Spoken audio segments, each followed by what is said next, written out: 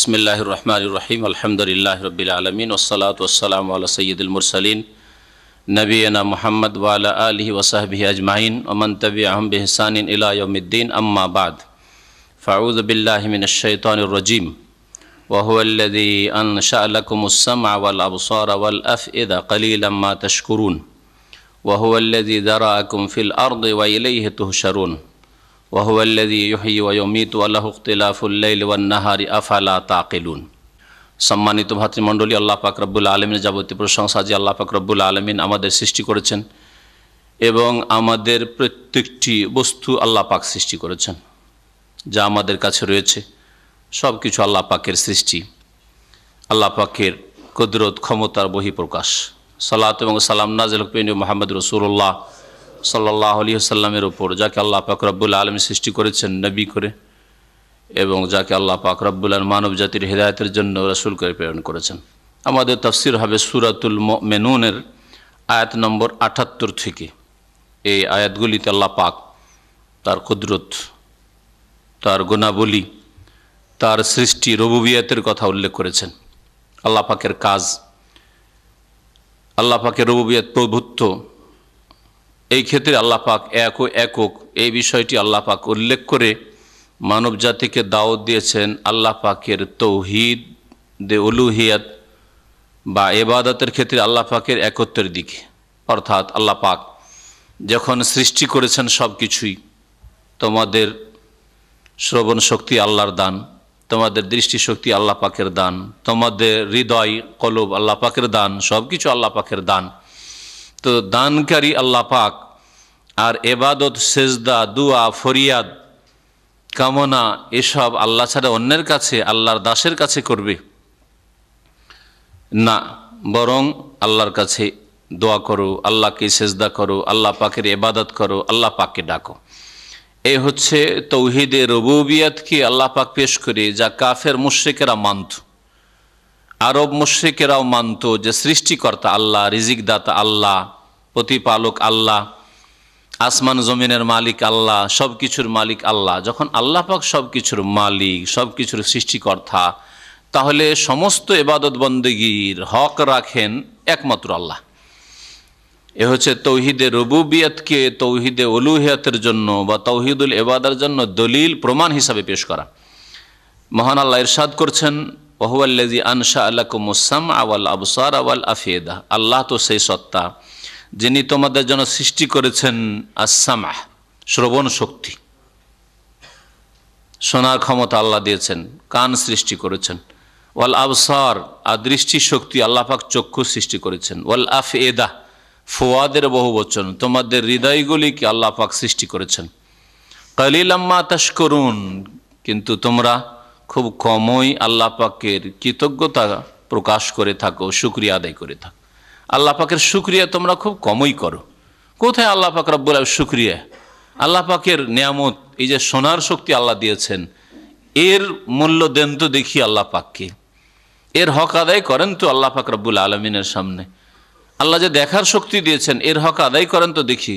কত টাকা দিয়ে আপনার চক্ষু বিক্রি করবেন? কেউ যদি 10 লাখ টাকা দেয়, আপনার 2 চোখ বিক্রি করবেন? হ্যাঁ, কখনো না। আপনার হাড়টা বিক্রি করবেন, আমি হাড়টা দিয়ে দেবো, কাউকে দান করে দেবো, করবেন? কখনো করবেন না। তাহলে আল্লাহ পাক রব্বুল আলামিন এসব সৃষ্টি করেছেন, তার হক তোমাদের ওপর রয়েছে এবং আল্লাহ পাকের এগুলি নিয়ামত। আল্লাহ পাক তার নিয়ামত বান্দাকে স্মরণ করিয়েছেন। যার অনুগ্রহ তোমাদের ওপর রয়েছে, যার নিয়ামত রয়েছে, তার শুকরিয়া আদায় করা উচিত। তার শুকরিয়া অন্তর থেকে তার প্রতি বিশ্বাস স্থাপন করা, ঈমান নিয়ে আসা। কথায় শুকরিয়া হচ্ছে তার তৌহিদের শাহাদাত দেওয়া, লা ইলাহা ইল্লাল্লাহ বলা এবং তার স্বীকৃতি দেওয়া। আর মুহাম্মদ রাসূলুল্লাহ, মুহাম্মদ আল্লাহ পাকের রসুল, আল্লাহর দিন মুহাম্মদ সাল্লাল্লাহু আলাইহি ওয়াসাল্লামের মাধ্যমেই জানতে হবে, অন্য কোনো মাধ্যম দিয়ে নয়, এই কথার স্বীকৃতি দেওয়া, মুখে এসে আল্লাহ পাকের শুকরিয়া আদায় করা, আর তার প্রত্যেকটি ক্ষেত্রে জীবনের বাস্তবায়ন করা হচ্ছে আল্লাহ পাকের শুকরিয়া আদায় করা।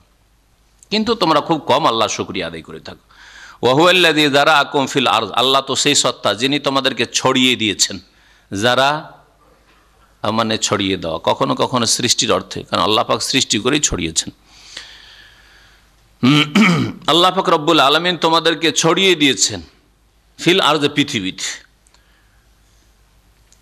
ওয়া ইলাইহি তুহশারুন, আল্লাহ পাক, যে আল্লাহ পাক তোমাদেরকে ছড়িয়ে ছিটিয়ে দিয়েছেন, কাউকে পূর্বে, কাউকে পশ্চিমে, কাউকে এশিয়ায়, কাউকে আফ্রিকায়, কাউকে আরব জগতে, কাউকে পশ্চিমা জগতে, আল্লাহ পাক উত্তরে দক্ষিণে আল্লাহ পাক ছড়িয়ে দিয়েছেন। কারো রিজিক এখানে, কারো রিজিক ওখানে, কেউ পূর্ব থেকে পশ্চিম চলে যাচ্ছে রিজিকের সন্ধানে, কেউ পশ্চিম থেকে পূর্বে আসছে সন্ধানে, রিজিকের সন্ধানে। এইভাবে আল্লাহ পাক সৃষ্টির ক্ষেত্রে যখন মানুষ পৃথিবীতে ভূমিষ্ঠ হয়েছে তখন আল্লাহ ছড়িয়ে ছিটিয়ে দিয়েছেন, আল্লাহ পাকের ভাগ বন্টন। আর আল্লাহ পাক রব্বুল রুজি রোজগার আল্লাহ পাক ছড়িয়ে ছিটিয়ে দিয়েছেন। জন্মগ্রহণ করলেন কোথায়, লালিত পালিত হলেন কোথায়, আর তার রুজি রোজগার করছেন কোথায়, আর আপনার কবর হলো কোথায়। সুবহানাল্লাহ, তোমাদেরকে পৃথিবী আল্লাহ পাক ছড়িয়ে দিয়েছেন। আর তারপরে আমরা 2-4-10টা জিনিস এদিক ওদিক যদি হয়ে যায়, বিক্ষিপ্ত হয়ে যায়, তো সবগুলি আর খুঁজে পাই না। হ্যাঁ, 10টা গুলি এদিক ওদিক ছিটিয়ে দেন, তারপর আর 10টা পুরা করতে পারেন না, কোথায় খুঁজেই পান না, কোথায় হারাইলো।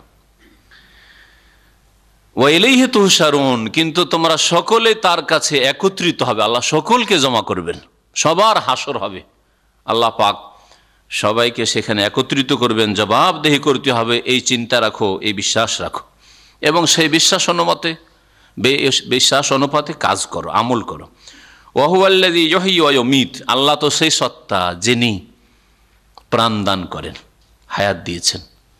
কিছু ছিলেন না আপনি, আপনার জন্মের পূর্বে আপনার নাম গন্ধ ছিল না, আপনি না থেকে হ্যাঁ এসেছেন, আদম থেকে ওজুদ এসেছেন। হাল আতা আলাল ইনসান হিনুম মিনাদ দাহর, প্রত্যেক মানুষের ওপর কি এমন একটা মুহূর্ত সময় আসেনি, লাম ইয়াকুন শাইয়্যাম মাযকুরা, কোন উল্লেখযোগ্য কিছুই ছিল না, কিছুই ছিল না যে এই নামের কোন লোক পয়দা হবে, লাম ইয়াকুন শাইয়্যাম মাযকুরা।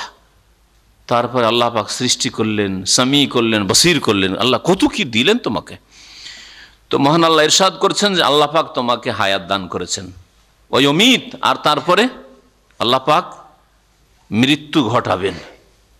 মওত একদিন আসবেই আসবে সকলের, কখনো মওত থেকে গাফিল থাকিয়েন না, মওত আসবেই, কিন্তু মওত আসার পরে কি হবে এতে থেকে কেন গাফিল। মওত আসা তো কাফেরও বলে মরতে হবে, ও জানছে যে সবাই আমার আশপাশ থেকে চলে যাচ্ছে, আমাকে কখন চলে যেতে হবে, আগে হোক আর পরে হোক, কিন্তু মওতের পরে কি হবে, আখিরাতের জগৎ থেকে কেন গাফেল মুসলিম। সেখানে বিচার দিবস হবে, বদলার দিবস হবে, সেখানে বদলা দেওয়া হবে, আমলের কোনো সুযোগ সুবিধা থাকবে না। আর এখানে বদলা নেই, কিন্তু আমল রয়েছে, আমলের সুযোগ রয়েছে, ঈমান আর কর্মের সুযোগ রয়েছে। নেক আমল বাড়াও আর পাপ থেকে বাঁচো। আল্লাহ পাক হায়াত মওত দান করে থাকেন। ওয়ালা ইখতিলাফুল লাইল ওয়ান নাহার, এবং তারই জন্য, মানে তিনি একমাত্র মালিক রাত এবং দিনের আবর্তন বিবর্তনের। রাতের পরে দিন নিয়ে আসেন, দিনের পরে রাত নিয়ে আসে, রাত যায় দিন আসে, দিন যায় রাত আসে। এ কার ক্ষমতায় হয়? আল্লাহ পাকের কুদরতে হয়, আল্লাহ করে থাকেন। একমাত্র মালিক আল্লাহ পাক রব্বুল আলামিন। তারপরে এই রাত দিনের আবর্তন বিবর্তনের মধ্যে রাত দিনের ছোট বড় হওয়া, একমাত্র মালিক এসবের আল্লাহ পাক রব্বুল আলামিন। আফালা তাকিলুন, তোমরা কি বুঝো না? তোমরা কি নিজের বিবেক বিবেচনা করো না? বল কালু, এসব আল্লাহ পাকের কুদরত, আল্লাহ পাকের নিয়ামত, আল্লাহ পাকের দান, এসব পেয়েও তোমরা আল্লাহকে ভুলে গেলে, আল্লাহ পাকের পকড়াওকে ভুলে গেলে, আল্লাহর সামনে জবাবদেহি করতে হবে, এইসব থেকে গাফিল হয়ে থেকে গেলে তোমাদের এই আচরণ থেকে গেল। যেমন প্রাচীন যুগ থেকে কাফের মুশরিকরা বলেছে, বাল কালু মিসলা মা কালাল আউয়ালুন, বরং মানুষরা কাফেররা ওই বলে থাকে যুগে যুগে, মিসলা মা কালাল আউয়ালুন, যেমন আগের লোকেরা বলেছে, পূর্ববর্তী লোকেরা কাফেররা যেমন বলেছে যে আমরা এসেছি, চলে যাব, মাটিতে মিশে যাব, হাড় হাড্ডি সরে যাবে, পচে যাবে, আর কি হবে। যেন আল্লাহ পাক পেটে খাওয়ার জন্য আর যৌন ক্ষুধা দূর করার জন্য পয়দা করেছেন। গরু ছাগলকে আর কুকুর শিরগালকে যে উদ্দেশ্যে আল্লাহ পয়দা করেছেন, খাও দাও, আর তাতে তো একটা উদ্দেশ্য আছে যে মানুষের উপকারের জন্য এইসব প্রাণীকে আল্লাহ পাক আর গাছপালাকে আল্লাহ সৃষ্টি করেছেন। হ্যাঁ, অন্যান্য সৃষ্টিকে আল্লাহ পাক মানুষের জন্য। খালাকালাকুম মাফিল আরদে জামিয়া, পৃথিবীতে যা আছে, প্রাণী হোক আর উদ্ভিদ হোক, যা কিছু রয়েছে আল্লাহ পাক মানুষের উদ্দেশ্যে সৃষ্টি করেছেন। তুমি কার উদ্দেশ্যে পয়দা হলে? তুমি যদি নিজের সৃষ্টির উদ্দেশ্যই জানলেন না যে আল্লাহ পাক কি জন্য আমাকে মানুষ করে সৃষ্টি করলেন, শুধু খাওয়ার জন্য, শুধু যৌন ক্ষুধা দূর করার জন্য? এই দুটি গুণ, দুটি চাহিদা আর দুটি কামনা বাসনা তো গরু ছাগল আর হিংস্র পশুরও রয়েছে। তাহলে পার্থক্য কোথায়? হ্যাঁ, সৃষ্টির সেরা আর কত সুন্দর রূপ চেহারা তোমার মাঝে আর পশু পাখির মাঝে কি পার্থক্য থাকলো তাহলে? এই জন্য আল্লাহ পাক রব্বুল আলামিন ওই সব লোকদের সম্পর্কে বলেছেন যারা নিজের সৃষ্টির রহস্যকে জানলো না, কেন আল্লাহ পাক সৃষ্টি করে সৃষ্টির উদ্দেশ্যকে জানলো না, অনুধাবন করলো না এবং তার বাস্তবায়ন করলো না, এদের সম্পর্কে আল্লাহ পাক কোরআনে কারিমে বলেছেন উলাইকা কাল আনাম, এরা চতুষ্পদ জন্তুর মতো। বরং না, চতুষ্পদ জন্তুর চাইতে ভালো, বাল হুম আযাল, তার চাইতে বেশি হতভাগা, তার চাইতে বেশি নিকৃষ্ট পথহারা। আল্লাহ পাক তারপরে ইরশাদ করছেন যে কালু, আগের লোকেরা কি বলেছে আর এই কাফেররা কি বলে, যুগে যুগে কাফেরদের ভাষা একই। কি কালু, তারা বলতো আইজা মিতনা, আচ্ছা বলো যখন আমরা মারা যাব, মিত নাও হয় আর মুত নাও হয়, দুটো হইতে পারে। মাতা ইয়ামুত থেকে মুতনা হবে, আর যদি মাতা ইয়ামাতো সামে আসমাও থেকে আরবি গ্রামার যারা বোঝেন তাদের কিছুটা জ্ঞান দেওয়ার জন্য, কারণ অনেকে অল্প যাদের সার্ফ জানা আছে, গ্রামার জানা আছে, হতমম্ম হবেন যে আমরা তো জানি ইয়ামুতো আমুতো, তাহলে যদি মাতা ইয়ামুতো হয় তাহলে মুত না হয়। যেমন কুলনা, কুলতো কুলনা, কালা ইয়াকুল নাসারা আনসর থেকে কুলনা, হ্যাঁ কিলনা হয় না, বোঝা গেছে। কিন্তু খাফা ইয়া খাফো বাবে সামে আসফা থেকে খিফনা, খিফনা ওখানে ওই রকমই মিত না এখানে, তাহলে মাতা ইয়ামুতো হয়ে থাকে, মাতা ইয়ামাতো হয়ে থাকে। এ হচ্ছে আরবি গ্রামার। আল্লাহ পাক কোরআনে কারিমে ইয়ামুতু ব্যবহার করেছেন আসার আনসর থেকে মাতা ইয়ামুতু, আর এখানে মিতনা সামিয়া থেকে ব্যবহৃত হয়েছে, সামিয়া ইসমা বাব থেকে। আল্লাহ পাক ইরশাদ করছেন যে কাফেররা বলতো যুগে যুগে আইজা মিতনা, আচ্ছা আমরা যখন মারা যাব, ওয়াকুন্না তুরাবান, আর আমরা মাটিতে পরিণত হব, ওয়াইজ আমার আর হাড় হাড্ডিতে পরিণত হব। শরীর পচে যাবে, কিছুদিন হাড় হাড্ডি থাকবে, তার হাড় হাড্ডিও পচে যাবে, মাটি হয়ে যাবে সব কিছু। আইন্না লামাবউসুন, তারপরেও কি আমাদেরকে উত্থিত করা হবে, আমাদেরকে কি উঠানো হবে? না না না, এইসব কথা কে বলল? এইসব কথা কাল্পনিক কথা, মানুষের তৈরি কথা, তৈরি করা কথা। কালু, তারা এরকমই বলতো, লাকাদ ওয়াইদনা নাহনু ওয়া আবাউনা হাযা মিন ক্বাবলু, আরো বলতো তারা এই ধরনের প্রতিশ্রুতি আমাদেরকেও দেওয়া হয়েছে আর আমাদের পূর্বপুরুষদেরকেও এর পূর্বে দেওয়া হয়েছে, আমাদের বাপ দাদাদেরকেও এইরকমই অনেক লোকেরা এসে বলতো যে একদিন উঠতে হবে, জবাব দিতে হবে, আল্লাহর কাছে হিসাব হবে, সুদ খাবে, ঘুষ খাবে, বেঈমানি করবে, খুন করবে, জিনা করবে, জবাব দিতে হবে, নামাজ ছাড়বে, জবাব দিতে হবে, কিয়ামতের দিনে প্রথম হিসাব হবে নামাজের। হ্যাঁ, আল্লাহ পাক শিরকারীকে কখনো মাফ করবেন না, কাফের মুশরিককে আল্লাহ পাক চিরকাল জাহান্নামে রাখবেন, এইসব কথা, আর উঠতে হবে, এইসব কথা আগের লোকেরাও বলতো কিছু, আর এখন এরা বলে থাকে। এইরকম ওয়াদা প্রতিশ্রুতি আমাদেরকে অনেকেই দিয়েছে, আমাদের পূর্বপুরুষদেরকেও দিয়েছে। ইন হাযা ইল্লা আসাতিরুল আউয়ালিন, এগুলি পূর্ব যুগের লোকদের উপকথা, কিচ্ছা কাহিনী। আসাতির উস্তুরাতুরের বহু বচন, উস্তুরা মানে কল্পিত কিচ্ছা কাহিনী। পুরনো যুগের অনেক কল্পিত কিচ্ছা কাহিনী আছে, আসলে ঘটেনি, কিন্তু এইসব কিচ্ছা কাহিনী খুব মশহুর আছে। হ্যাঁ, আমাদের দেশে সোনাভান শুনেছেন? সোনাভানের কিচ্ছা কাহিনী, ওদের জলপান না কি ওতে এত মনে এত খাই, ওইসব এই ধরনের বহু কিচ্ছা কাহিনী রয়েছে। এরকম বহু কিচ্ছা কাহিনী মুসলিম সমাজেও ছড়িয়ে আছে, যেগুলির কোনো বাস্তবতা নেই, এগুলিকে বলা হয় উস্তুরা। হ্যাঁ, কল্পিত কিচ্ছা কাহিনী, উপন্যাস, ঘটেনি, সেগুলি কিচ্ছা করে বর্ণনা করা।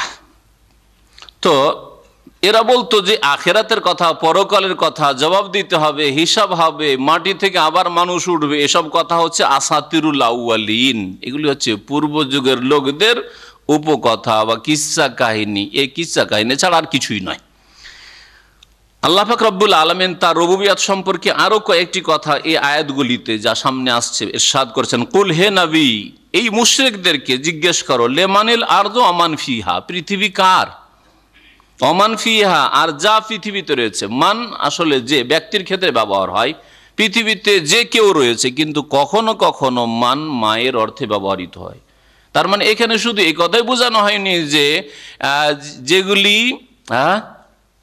প্রাণী সেগুলিকে, বা যেগুলি কি বলা হচ্ছে জাবিল অকুল, অর্থাৎ বিবেক সম্পন্ন সৃষ্টি, যেমন মানুষ, জিন আর মালায়েকা ফেরেশতাকে শুধু বোঝানো হয়নি যে জমিন কার আর জমিনে যারা আছে অর্থাৎ জিন আছে মানুষ আছে এগুলির মালিক কে, শুধু এইগুলিকে বোঝানো, এদেরকে বোঝানো হয়নি, বরং সব কিছুকে বোঝানো হয়েছে। পশু পাখিকে বোঝানো হয়েছে যেগুলি জ্ঞানহীন বিবেকহীন, এইরকমই গাছপালাকে বোঝানো হয়েছে, তারপরে আপনার যে কোনো পদার্থকে বোঝানো হয়েছে, যা কিছু আছে। ওমান ফিহা মানে ওমাফিয়া, যা কিছু জমিন আছে এগুলির মালিক কে, খনিজ সম্পদের মালিক কে, পেট্রোলের মালিক কে, স্বর্ণ চাঁদির মালিক কে, মণিমুক্তার মালিক কে, সাগরে নদ নদীতে যে মাছ রয়েছে এগুলির মালিক কে, জমিনের মালিক। লেমানিল আরজ, পৃথিবী কার, ওমান ফিহার, পৃথিবীতে যা আছে এসব কার, কে সৃষ্টি করেছেন, এগুলির ওপর কার কর্তৃত্ব, কার মালিকানা চলছে। ইন কুনতুম তা'লামুন, তোমরা যদি জানো তো বলো। আর আরব মুশরিকরা সৃষ্টিকর্তা আল্লাহকে জানতো, আল্লাহ জমিনে সৃষ্টি করেছেন, আসমানে সৃষ্টি করেছেন, মানুষ জিন আল্লাহ সবকিছু আল্লাহ সৃষ্টি করেছেন, আল্লাহ রিজিক দিয়ে থাকেন। আল্লাহ রুবুবিয়ত, আল্লাহর কাজগুলিকে আল্লাহর জন্য মানত। আরব মুশরিকরা আবু জাহল আবু লাহাবও এত নির্বোধ ছিল না, মুশরিক ছিল, কিন্তু এত নির্বোধ ছিল না যে বলবে যে লাত উজ্জা মানাত এইসব দেবদেবী মানুষকে সৃষ্টি করেছে, আমাদের রিজিক দেয়, আমাদের ছেলে দেয়। যেমন আজকালকার কিছু অধম মুসলিম আছে, নামদারি মুসলিম, যারা বলে এটা এই ছেলেটা আমার বাবার দান, আমার ওই বাবার দরগাহে গিয়ে রোগ ভালো হয়েছে। হ্যাঁ, এই যে আমার যে ব্যবসা বিজনেস দেখছেন, ওই যে বাবার দরগাহে গিয়ে চাদর চড়িয়ে এসেছিলাম, তার ফল সেই বাবা দিয়েছে। তাহলে আল্লাহর রুবুবিয়ত তো এই অধমগুলি শিরক করে থাকে। আর আরব মুশরিকরা আল্লাহ পাকের ইবাদতে শিরক করত, মানে দেবদেবী এগুলিকে লাত উজ্জা মানাতকে আল্লাহর কাছে পৌঁছার ওসিলা সিঁড়ি মনে করত, মাধ্যম মনে করতো। এই জন্য দুয়া, ইবাদত, পুজো, এগুলি উপাসনা এগুলি এদেরকে দিত। কিন্তু সৃষ্টিকর্তা, রিজিক দাতা, ভালো মন্দের মালিক, আশ্রয় দাতা ওই ওপরওয়ালাকে মনে করত। হিন্দুদের ভাষায় ওপরওয়ালা, হ্যাঁ, ওরা ওপরওয়ালা বলে, বলে না? জি হ্যাঁ। তাহলে যারা মুসলিম সমাজের এক শ্রেণীর সৃষ্টিকারী শিরিককারী, এই শিরিককারীরা তো আগের যুগের শিরিককারী চাইতে এই দিক থেকে জঘন্য, যে রুবুবিয়ত আল্লাহর কাজেও শিরক করে আর বান্দার কাজেও শিরক করে। রুবুবিয়ত শিরক করে, তৌহিদুল রুবুবিয়ত নষ্ট করে, আর তৌহিদুল ইবাদত, তৌহিদুল উলুহিয়াও নষ্ট করে। আর মুশরিকরা তৌহিদে উলুহিয়াত নষ্ট করত, ইবাদত আল্লাহর কাছ থেকে ভাগ করে নিত, কিছু এদের জন্য, দেবদেবীর জন্য, কিছু আল্লাহর জন্য। সূরা আনআমে আল্লাহ পাক এই মুশরিকদের সম্পর্কে বলেছেন যে মুশরিকরা বলতো হাযা লিল্লাহ ওয়া হাযা লিশুরাকাইন, এটা হচ্ছে আল্লাহর জন্য, হ্যাঁ, মানে হজটা আল্লাহর জন্য, আর তারপরে যে জবাই টবাই করলাম আর দেবদেবীর গায়ে মাখিয়ে দিলাম রক্ত কুরবানি করে, হ্যাঁ, এটা হচ্ছে হাযা লিশুরাকাইন, কিছু দেবদেবীর জন্য, কিছু আল্লাহর জন্য। তাহলে এরা ইবাদতে ভাগ বটোয়ারা করতো, আল্লাহকে কিছু দিত আল্লাহর হক, আর বাকি আল্লাহর হকগুলি কেড়ে নিয়ে গায়রুল্লাহকে দেবদেবীকে দিত। কিন্তু আমাদের সমাজের মুশরিকরা আল্লাহর রুবুবিয়ত, আল্লাহর কাজগুলিকে কেড়ে নিয়েছে, যে আল্লাহ তুমি একাই কাজ সামলাতে পারবে না, সেজন্য তোমার ডান বামে হাত, ডান হাত বাম হাতের প্রয়োজন রয়েছে, গৌস কুতুবের প্রয়োজন রয়েছে।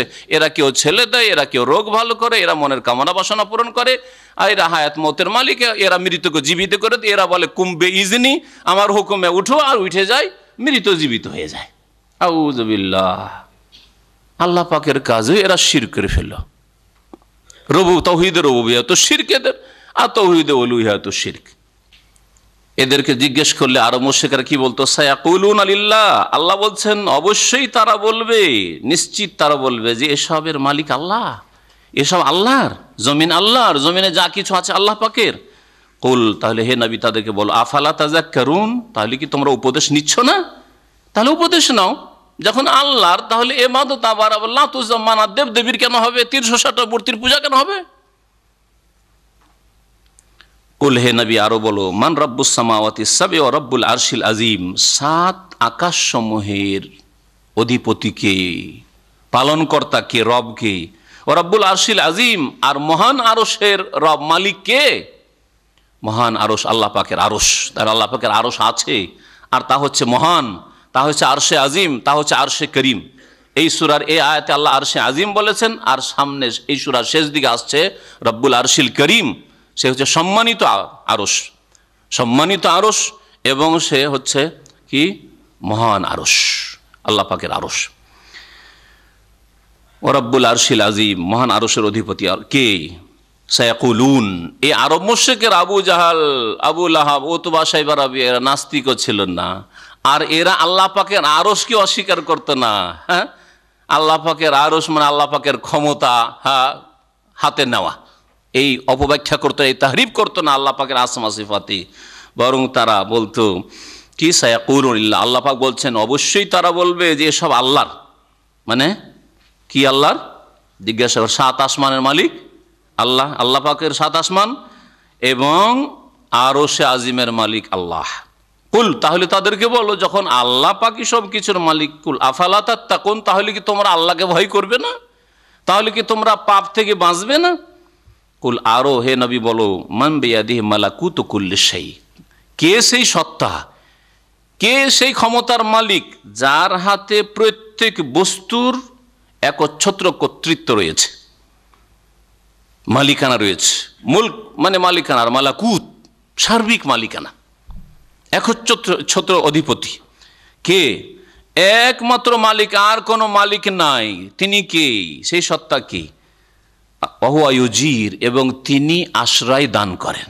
একমাত্র আল্লাহ আশ্রয় দিতে পারেন, আর আল্লাহ পাক আশ্রয় দিলে কেউ তার ক্ষয়ক্ষতি করতে পারে না। ওয়ালা ইউজারু আলাইহি, আর আল্লাহ পাক পাকড়াও করলে, আল্লাহ পাকের আযাব নেমে আসলে, ওয়ালা ইউজারু আলাইহি, তার মোকাবেলায় কেউ আশ্রয় দিতে পারে না, তার বিরুদ্ধে আশ্রয় দেওয়া যেতে পারে না। আল্লাহ বলছেন মজহুলের সিগা, ওয়ালা ইউজারু আলাইহি, আল্লাহর বিরুদ্ধে, আল্লাহর মোকাবেলায় কেউ আশ্রয় দিয়ে দিবে যে আল্লাহ তুমি মারতে চাইছো, আমি মারতে দেব না। কি পীরদের কিচ্ছা কাহিনীতে সব নেই? হ্যাঁ, চিন্তা করুন তো। তাহলে এই আয়াত বিরোধী নয়, এই তাহলে আয়াত বিরোধী আকীদা, শিরকি আকীদা নয়। আল্লাহ যদি মারেন তাহলে কেউ জীবন দিতে পারে না। আর বলছে আল্লাহ মেরে দিলেন, হ্যাঁ, এই নাতিকে একটাই নাতি, আমি দেবো একে। তাবরিজি, শামস তাবরিজি বলছে, কুম্বে ইজনি বলতেই চিন্তা হয়ে উঠে গেল। আর দেশের হক্কানি পীরের কিতাব আছে, আর তার সমর্থনে রয়েছে যে এতে তাওহীদ আসে না। এটা ঠিক আছে, কথা ঠিক আছে, এইরকম শিরকি কথাও ঠিক আছে। এর নাম নাকি ইসলাম, এর নাম কানি হক্কানি পীরের তরিকা। বুঝতে পারলেন তো? এই হচ্ছে হক্কানি তরিকা। আল্লাহ বলছেন আল্লাহ পাক আশ্রয় দান করেন, আর আল্লাহর বিরুদ্ধে কেউ আশ্রয় দিতে পারেন না। আল্লাহ বলছেন মারবো, আর কেউ আশ্রয় দিয়ে দিল, আর আল্লাহ মারতে পারলেন না। হ্যাঁ, যেমন আপনার বড় ছেলে ছোট ছেলেটাকে মারতে আসছে, আর দৌড় দিয়ে মার কাছে, বাপের কাছে আশ্রয় নিয়ে নিল, আর মারতে পারলেন না, কারণ ওখানে আর ক্ষমতা চলছে না বাপের সামনে, মায়ের সামনে, তাই না?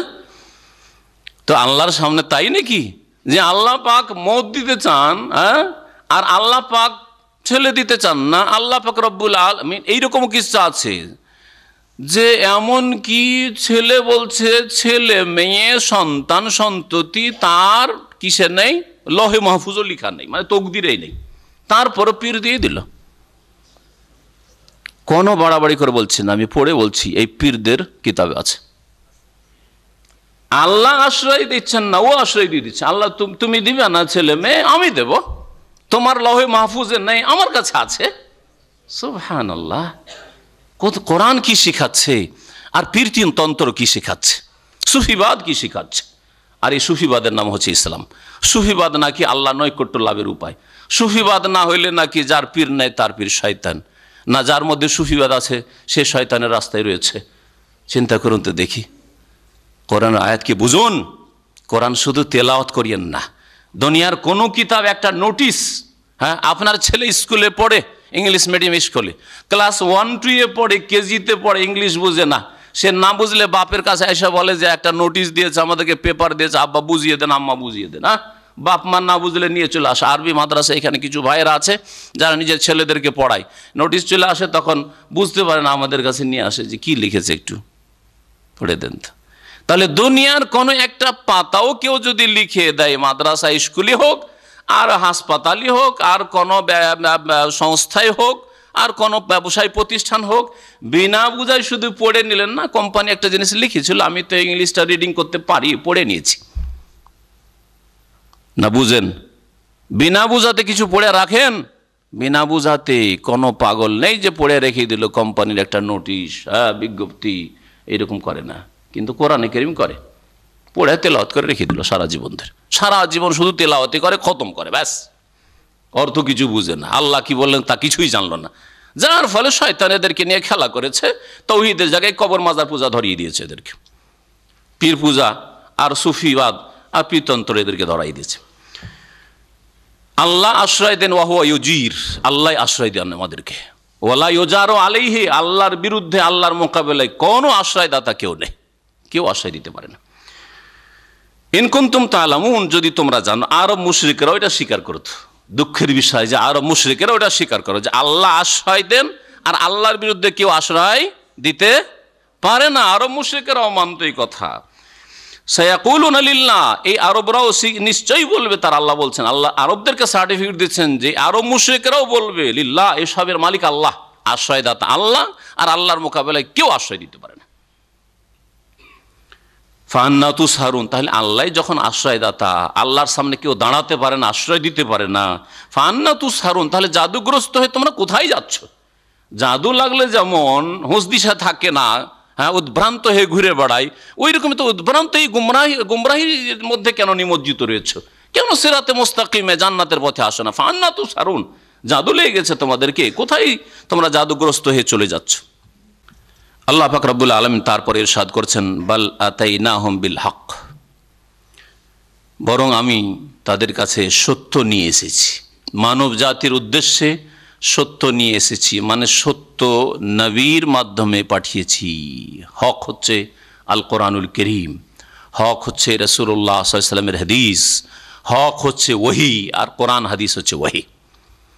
বাল আতাইনাহুম বিল হক, মানব জাতির উদ্দেশ্যে আমি হক সত্য নিয়ে এসেছি, সত্য তাদের কাছে পাঠিয়ে দিয়েছি। ওয়া ইন্নাহুম লাকাযিবুন, আর অধিকাংশ মানুষ এরা কি মিথ্যাবাদী, যারা অমান্য করে, অস্বীকার করে ওয়াহির বিধানকে, কোরআন এবং হাদিসকে যারা অস্বীকার করে, দলিল ভিত্তিক জীবনযাপন যারা অস্বীকার করে, তাওহীদের জায়গায় যারা শিরক করে, সুন্নতের জায়গায় যারা বিদআত করে, যারা মানবরচিত বিধান মোতাবেক জীবনযাপন করে, ওয়া ইন্নাহুম লাকাযিবুন, এরা হচ্ছে মিথ্যুক। আল্লাহ পাক রব্বুল আলামিন তারপরে ইরশাদ করছেন তার তাওহীদ সম্পর্কে, আল্লাহ একক, আল্লাহর কোনো শরীক নেই।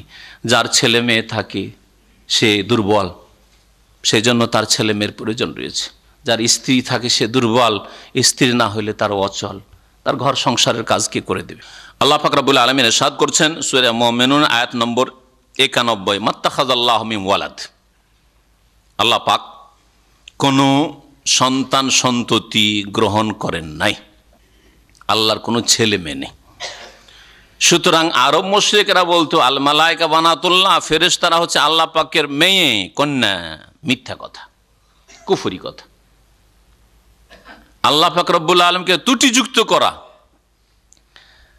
আর খ্রিস্টানরা বলে যে ঈসা আলাইহিস সালাম আল্লাহর পুত্র, এটা হচ্ছে কুফরি কথা, আল্লাহকে ত্রুটিযুক্ত করো।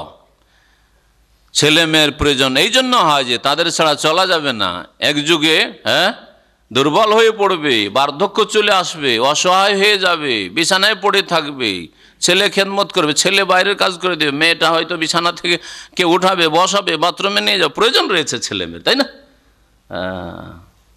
আল্লাহ পাক রব্বুল আলামিনের এসবের প্রয়োজন রয়েছে যে আল্লাহ পাক সন্তান সন্ততি গ্রহণ করবেন। মাত্তাখাযাল্লাহু মিন ওয়ালাদ ওয়া মা কানা মাআহু মিন ইলাহ, আর তার সাথে কোনো উপাস্য নেই, মাবুদও নেই, বাতিল মাবুদ এগুলি।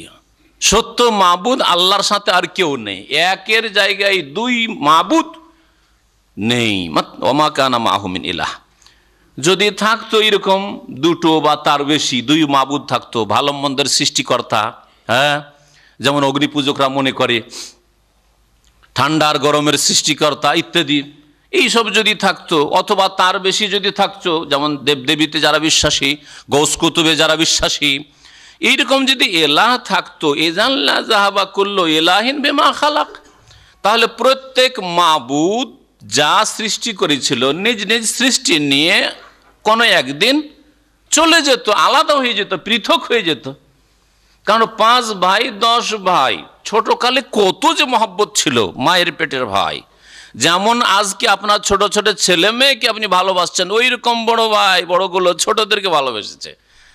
কিন্তু 25-30 বছর পরে যখন ওই ছোট ছোটগুলো ধীরে ধীরে বড় হলো, দেখা গেল সব একবার আলাদা আলাদা, গোটা গ্রাম বসে গেছে। আর এক বাড়িতে বসবাস করা সম্ভব নয়। হচ্ছে না? হচ্ছে না? কোনো ক্ষেত্রে মিল হইলে বহু ক্ষেত্রে মিল হচ্ছে না। সুতরাং দূরে থাকলেই সুখ শান্তিতে থাকবো। হচ্ছে না? হচ্ছে না?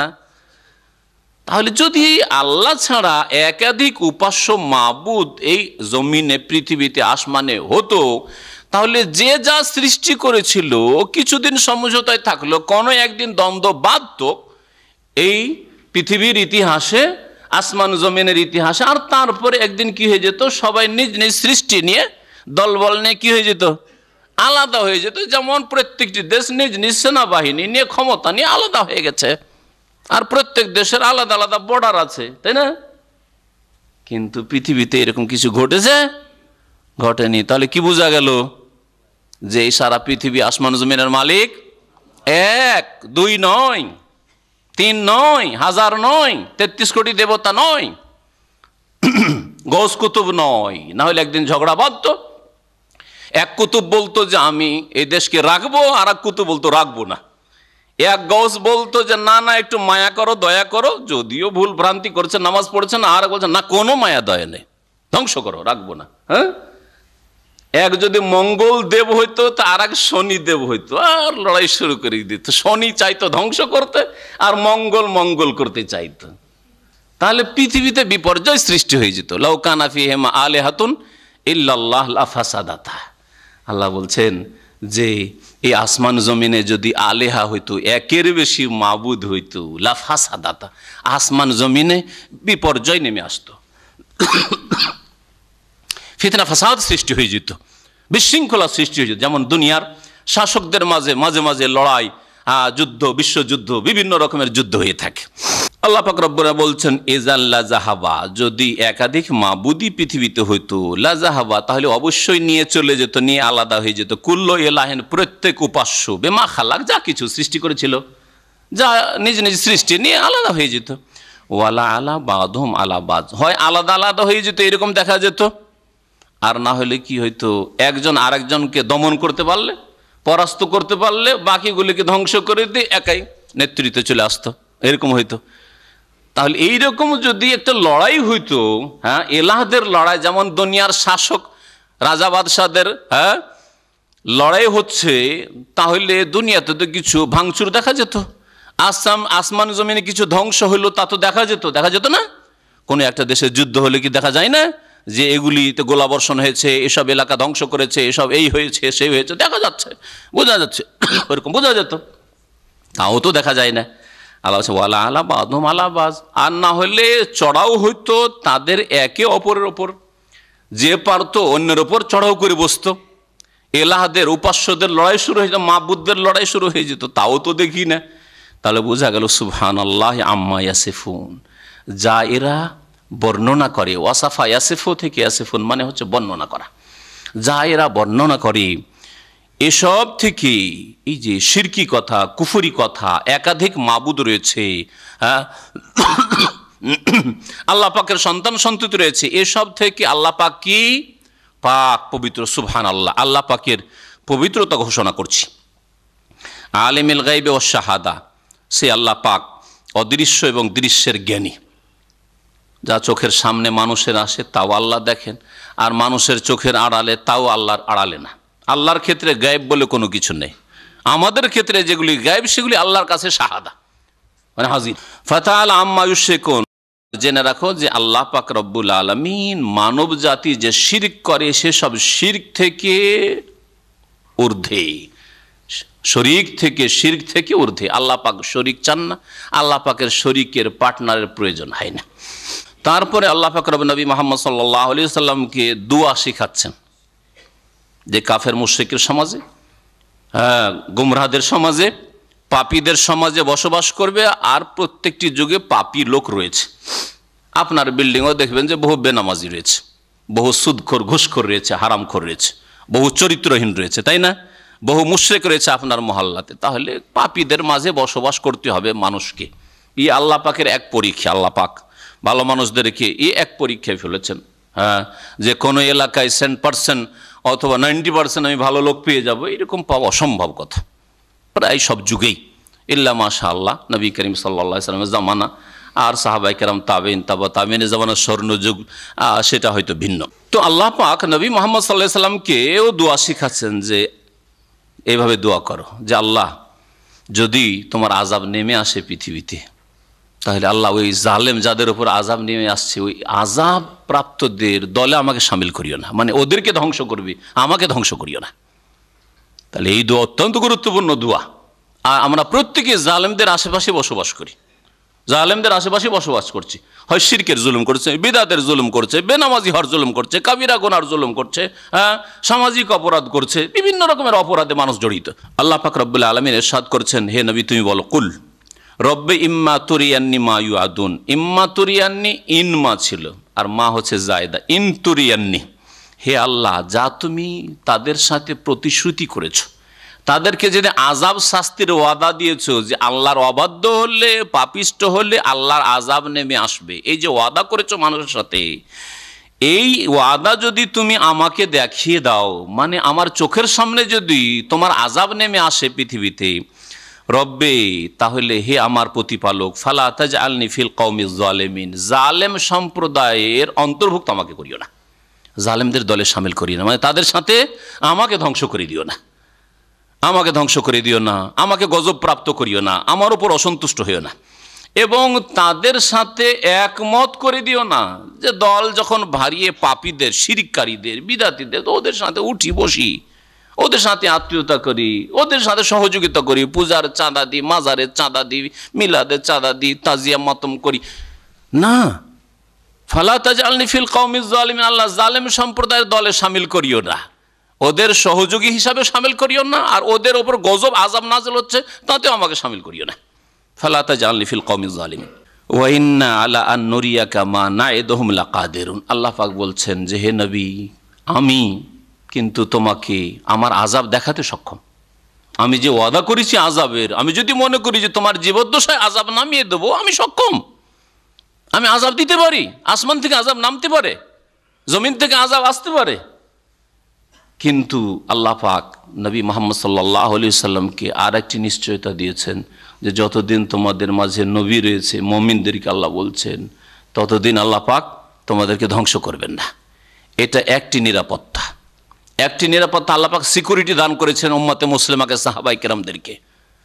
মা কান আল্লাহু লিয়ুআযিবাহুম ওয়া আনতা ফীহিম, হে নবী মুহাম্মদ সাল্লাল্লাহু আলাইহি ওয়াসাল্লাম তুমি যতদিন তাদের মাঝে রয়েছো, ওয়া আনতা ফীহিম মা কান আল্লাহু লিয়ুআযিবাহুম, আল্লাহ তাদেরকে আযাব দেবেন না, ধ্বংস করবেন না।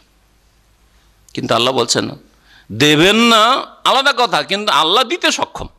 আল্লাহ যদি মনে করেন যে নবী থাকতে থাকতেই এই আরব মুশরিকদেরকে ধ্বংস করে দেবো, পাপিষ্টদেরকে ধ্বংস করে দেবো, তাতে আল্লাহ পাক সক্ষম। মহান আল্লাহ মর্মে ইরশাদ করেছেন ওয়া ইন্না আলা আন নুরিয়াকা মা নাইদুহুম লাকাদিরুন, আর আমি আল্লাহ তোমাকে দেখাতে, আলা আন নুরিয়াকা তোমাকে দেখাতে, মা নাইদুহুম যা আমি তাদের সাথে ওয়াদা করেছি, আযাবের ওয়াদা করেছি অবাধ্য পাপিষ্টদের সাথে, এটা দেখাতে লাকাদিরুন অবশ্যই সক্ষম, আমি অবশ্যই তাদের সাথে যে প্রতিশ্রুতি রয়েছে আযাবের, এটা হে নবী তোমাকে দেখিয়ে দিতে সক্ষম, আমি দেখিয়ে দিতে পারবো। আমি ইচ্ছা করলে তোমার চোখের সামনে আযাব নামিয়ে দিতে পারি, যেমন অন্য অন্য আম্বিয়া রসুলগণের কম অবাধ্য হয়েছে, লূত আলাইহিস সালামের সামনে জাতি ধ্বংস করা হয়েছে, মূসা আলাইহিস সালামের ফিরাউনের অনুসারীদেরকে ধ্বংস করা হয়েছে, হুদ আলাইহিস সালামের সামনে আদ সম্প্রদায়কে ধ্বংস করা হয়েছে, আর সামুদ জাতিকে সালেহ আলাইহিস সালামের সামনে ধ্বংস করা হয়েছে, নূহ আলাইহিস সালামের চোখের সামনে তার জাতিকে ধ্বংস করা হয়েছে। ওইভাবে তোমাকেও আমি দেখিয়ে দিতে সক্ষম।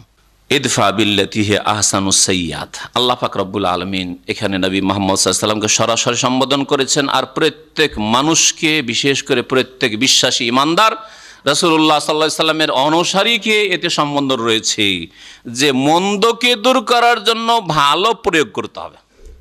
পেশাব পায়খানা সাফ করার জন্য যেমন পানি ব্যবহার করেন, আর পানি না থাকলে পেশাব পায়খানার তুলনায় মাটি ঢিলা ভালো, পাথর ভালো, এই জন্য পাথর বা মাটি দিয়ে আপনি পেশাব পায়খানা দূর করেন, ইস্তিনজা করেন, ইস্তেজমার করেন। ঠিক তেমনি কেউ যদি খারাপ কথা বলে, কেউ খারাপ আচরণ করে, কেউ যদি কষ্ট দেয়, তাহলে ভালো আচরণের দ্বারা তা দূর করার চেষ্টা করো। ভালো দিয়ে মন্দ দূর করলে যেই ফল হাসিল হয়, মন্দ দিয়ে মন্দকে নির্মূল করার চেষ্টা করলে তা কখনো হাসিল হয় না। মন্দের বদলা মন্দ দিলে কখনো বন্ধুত্বে রূপান্তরিত হইতে পারে না এই সম্পর্ক, কিন্তু ভালো দিয়ে মন্দের মোকাবেলা করলে, মন্দ করেছে, কষ্ট দিয়েছে, অন্যায় করেছে, যদি ভালো আচরণ করেন আপনজনের সাথে অথবা যাদের সাথে দেখা সাক্ষাৎ হচ্ছে, যাদের আশেপাশে বসবাস করছেন, পাড়া প্রতিবেশী হোক, আত্মীয় স্বজন হোক, তাদের সাথে যদি ভালো আচরণ করেন, খারাপ ব্যবহারের সামনে, খারাপ করেছে আপনার, ভালো করেন আপনি, খারাপ কথা বলছে, গালিগালাজ করছে, আপনি ভালো উপদেশ দেন বা নীরব থাকেন, তাহলে কি হবে? ফাইজাল্লাযী বাইনাকা ওয়া বাইনাহু আদাওয়াতুন কাআন্নাহু ওয়ালিয়্যুন হামীম।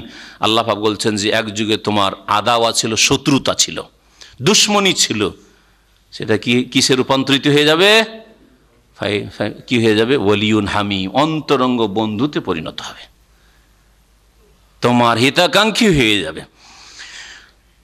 আল্লাহ পাক রব্বুল আলামিন এখানে এই বিষয়টি উল্লেখ করেছে, ইদফা বিল্লাতি হি আহসানু সাইয়্যাতা, হে নবী তুমি দূর করো, দাফা ইদফা মানে দূর করা, বিল্লাতি হি আহসান যা অতি উত্তম তা দ্বারা, আসাইয়্যাতা মন্দকে, মন্দকে দূর করো উত্তম আচরণ দিয়ে, উত্তম কথা দিয়ে, উত্তম কথা কাজের মাধ্যমে মন্দকে, মন্দ কথা কাজকে দূর করার চেষ্টা করো। নাহানু আ'লামু বিমা ইয়াসিফুন, আমি বেশি জানি ওই সম্পর্কে যা তারা বর্ণনা করে থাকে, আল্লাহ সম্পর্কে, আল্লাহ পাকের দিন সম্পর্কে, আখিরাত সম্পর্কে যেসব কথা বলে থাকে উল্টো পাল্টা কথা, সে সম্পর্কে আমি বেশি জানি। তারপরে তুমি তাদের সাথে ভালো আচরণ করো, দ্বীন ইসলাম ভালো আচরণ করতে বলেছে। এই জন্য অন্যায় দূর হয়ে গেলে যেসব লোকেরা অন্যায় লিপ্ত রয়েছে তাদেরও উপকার রয়েছে, তাদেরও ফায়দা রয়েছে।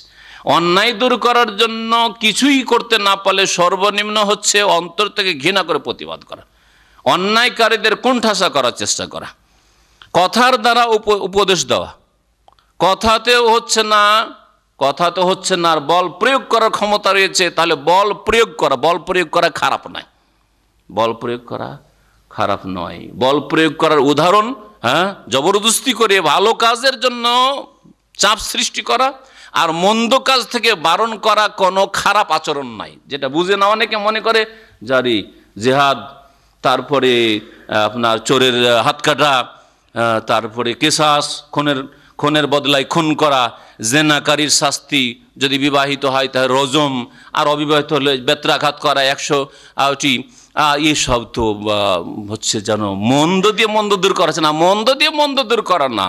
এর উদাহরণ হচ্ছে ওই রকমই যেমন আপনার ছেলে মেয়েদেরকে যারা ট্যাবলেট ক্যাপসুল খেতে চায় না, ইঞ্জেকশন কেউ নিতে চায় না, অস্ত্রোপচার আপনি নিজেও করতে চান না, তারপরেও লাখ লাখ টাকা ডাক্তারের কাছে নার্সিংহোমে ঢেলে দিয়ে আপনি আপনার বাবার মায়ের নিজের শরীরে অস্ত্রোপচার করে জখম করে নিয়ে আসছেন। কি জন্য? এই অস্ত্র ব্যবহার কেন? বল প্রয়োগ কেন? মন চায় না, তিতা ওষুধ খেতে চায় না, আপনার বাচ্চা চিৎকার করছে, হাত পা চেপে ধরে আছার আর মুখে জবরদস্তি ঢুকাচ্ছেন কেন? কিসের জন্য? আগামী কল্যাণের জন্য, সার্বিক কল্যাণের জন্য, সুস্থতার জন্য। এখন একটু কষ্ট মনে করলেও তার জন্য এতে সার্বিক মঙ্গল রয়েছে। তাহলে বল প্রয়োগ করে আপনার স্ত্রীকে নামাজি বানাবেন, বল প্রয়োগ করে আপনার ছেলে মেয়েদেরকে নামাজি বানাবেন, বল প্রয়োগ করে আপনার মেয়েদেরকে পর্দা করাবেন, বল প্রয়োগ করে ইসলামিক জীবন গড়বেন, আপনি আপনার পরিবার, ইসলামিক পরিবার গঠন করবেন, ইসলামিক সমাজ গঠন করবেন, ইসলামিক রাষ্ট্র কায়েম করবেন। কেন? সার্বিক কল্যাণের জন্য।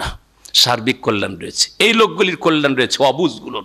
অবুঝ বুঝে না, এদেরকে ওই রকমই ওষুধ ছোট বাচ্চারা খেতে চায় না, তাদের যেন চাপ সৃষ্টি করে খাওয়ানো হয়।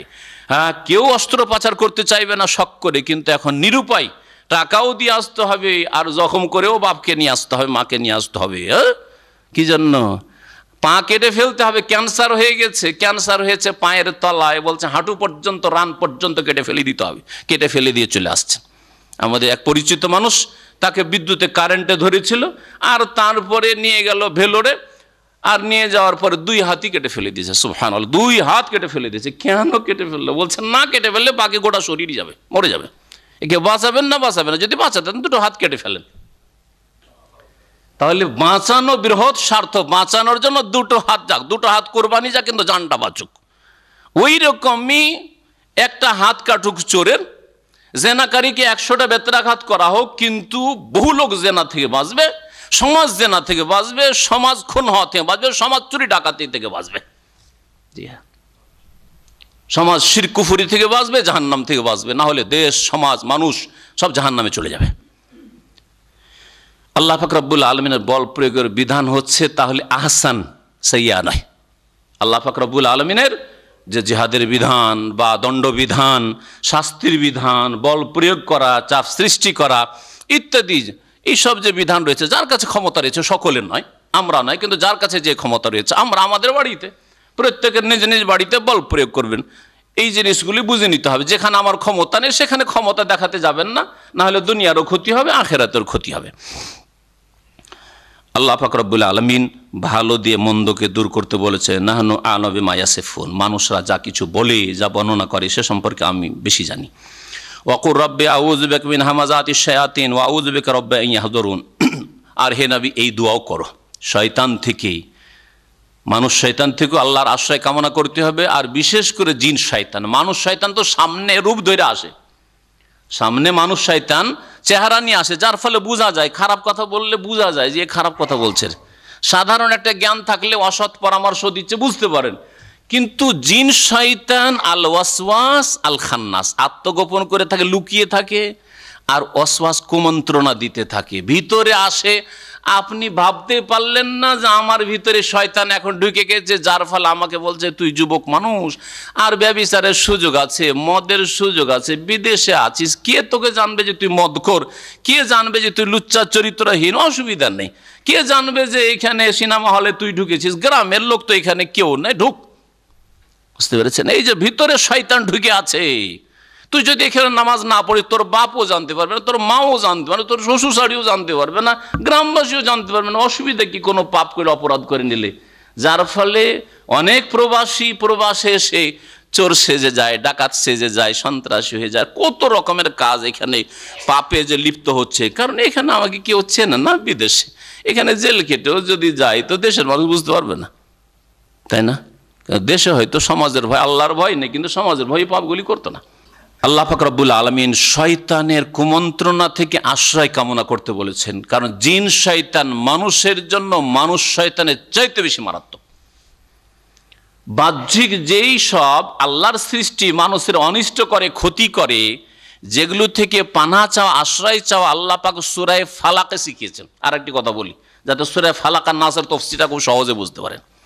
সূরা ফালাকে বাহ্যিক যে অনিষ্টগুলি রয়েছে, হ্যাঁ, কুল আউযু বিরাব্বিল ফালাক মিন শাররি মা খালাক, সৃষ্টির অনিষ্ট থেকে, অমিন শাররি গাসিকিন ইযা ওয়াকাব, এও সৃষ্টি, হ্যাঁ, আর কি তারপরে অমিন শাররি নাফাসাতি ফিল উকাদ, হ্যাঁ, জাদুকারিনীদের বা জাদুকরদের, তারপরে অমিন শাররি হাসিদিন, হিংসুকদের। চিনতে পারছেন যে হিংসা করে, এরা জাদু করতে পারে, বান মারতে পারে, এসব সৃষ্টি, এসব ক্ষতি করবে আমার, দেখতে পাচ্ছেন।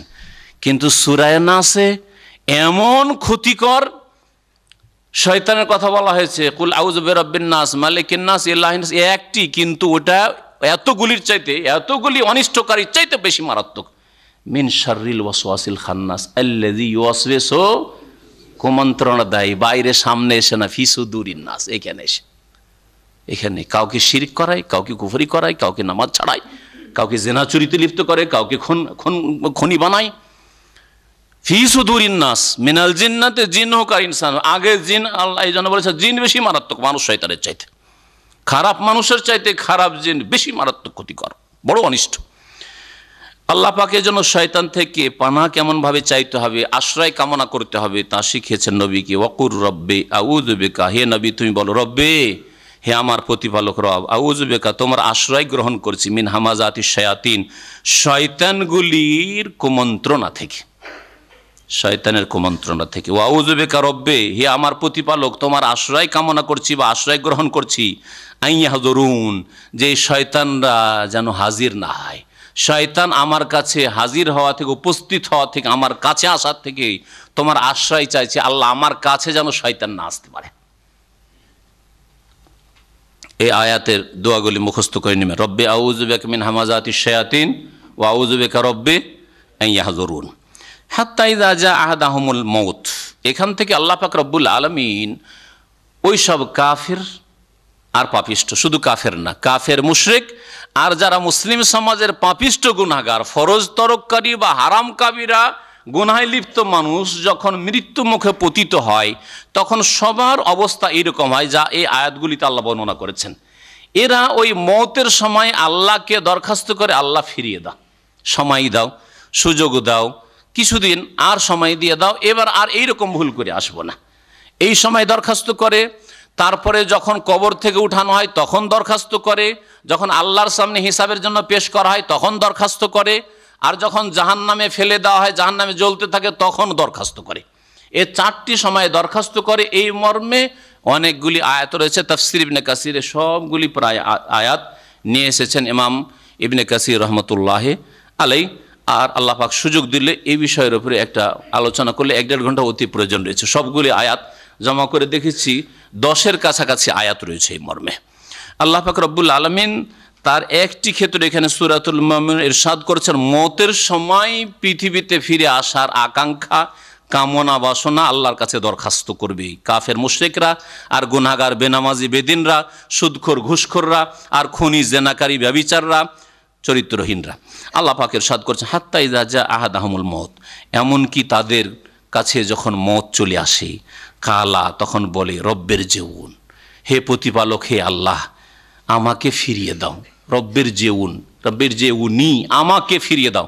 ইরজেউ কেন সম্বোধন করছে আল্লাহকে, তাহলে বলবে রব্বে ইরজেনি, কিন্তু ইরজেউন বহু বচন। তার একটি উত্তর হচ্ছে যে সম্মানের জন্য, যেমন আল্লাহ পাক রব্বুল আলামিন বহু জায়গায় নিজের ক্ষেত্রে সম্মানের জন্য বহু বচন ব্যবহার করে, ইন্না নাহনু নাযালনাল কোরআনা ইন্না আনজালনাহু।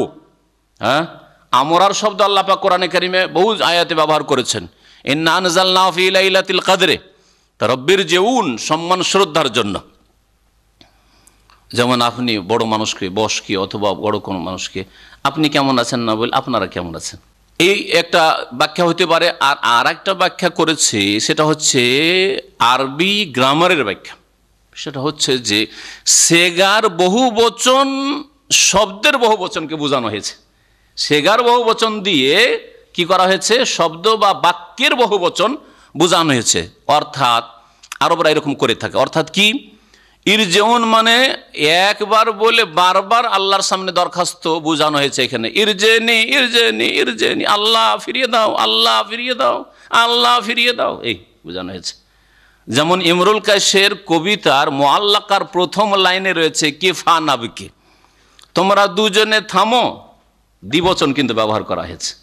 এই কবিতাটি এই আয়াতের তাফসিরে অনেক তাফসিরকাররা পেশ করেছেন। কিফা নাবকি, তোমরা দুজনে থামো, নাবকি আমরা একটু কান্না করি। তো ওখানে দুইজন কিন্তু নেই, সম্বোধন করেছে একজনকে। তো একজনকে সম্বোধন করছে, আবার কিফা তোমরা দুইজনে কেন বলছে, বলছে যে এখানে উদ্দেশ্য হচ্ছে শব্দের দ্বিবচন, হ্যাঁ, বা বাক্যের দ্বিবচন, ব্যক্তির দ্বিবচন না, দুই ব্যক্তিকে সম্বোধন করছে না। তাহলে কি বলতে চাইছেন, কেফা মানে কিফ কিফ, থামো থামো, যেমন আমরা বলি আরে থামো থামো থামো। একটু এখানে পুরাতন জায়গায় যেখানে সে চরিত্রহীন ছিল, খুব ইমরুল কাইস খুব চরিত্রহীন লুচ্চা টাইপের লোক ছিল, আর অধিকাংশ কবিরা কিন্তু এই ধরনেরই হয়। তো ইল্লা মাশাআল্লাহ, আল্লাহ পাক যেমন ব্যতিক্রম বলেছেন। তো ওই জায়গায় পুরনো যুগে ওখানে লুচ্চামি করেছে, সেখানে গিয়েছে, মনে পড়েছে ওই পুরাতন স্মৃতি তার জেগে উঠেছে, বলছে থামো থামো, এখানে একটু একটু স্মরণ করি, ওই প্রেমিকাকে, হ্যাঁ, কি মাসুকাকে একটু স্মরণ করি। আরো মুশরিকদের যারা চরিত্রহীন কবি ছিল তারা ইশকে মাসুক করতো, আর আমাদের সুফিরাও ইশক মাসুক করে। কথা বুঝতে পারছেন না, আশেক মাসুকের ঘটনা তাদের কাছে রয়েছে। অথচ কোরআন হাদিসে ইশক আর আশেক মাসুক শব্দটি একবারও ব্যবহার হয়নি। একবারও যদি হইতো তো বলতাম যে চলো করো, অসুবিধা নেই, খুব প্রেম করো। এরা আল্লাহর সাথে প্রেম করে, ভালোবাসে না, প্রেম করে। রসুলের সাথে প্রেম করে, আশেকে রসুল আশেকে এলাহি, তাই না? হ্যাঁ, প্রেম খেলা ইশকে এলাহি, বুঝতে পারছেন? আর স্ত্রীর সাথে ইশক করে, আর প্রেমিকা লুচ্চারা চরিত্রহীনরা, হ্যাঁ, ওই প্রেমিকার সাথে ইশক করে, মানে প্রেম করে। আর মায়ের সাথে না, ওই ভালো জিনিসটা করে, ভালোবাসে, প্রেম শব্দ ব্যবহার করে না। করে বোনের সাথে, হ্যাঁ, শাশুড়ির সাথে প্রেম করে। কোনো বাঙালি বলতে পারবে, ওই সুফি বাঙালি, বিদাতি বাঙালি, যে আমি আমার শাশুড়িকে প্রেম করি? এমন জুতা খাবে যে জীবনে ওই গ্রামেও চড়তে পারবে না, শ্বশুর বাড়ি চড়া তো দূরের কথা। তো এই বিদাতিরা কি করে আল্লাহর সাথে ইশক করে, প্রেম করে? ইশক মানে প্রেম। আর যদি বলে আমি শাশুড়িকে খুব ভালোবাসি, আমি মাকে খুব ভালোবাসি, বাপকে খুব ভালোবাসি, হ্যাঁ আমি আমার মেয়েকে খুব ভালোবাসি, আমার আপাকে খুব ভালোবাসি, তো সবাই আদর করবে, তাই না? কিন্তু যদি বলে আপা আপনাকে খুব প্রেম করি, তাই না? চলবে?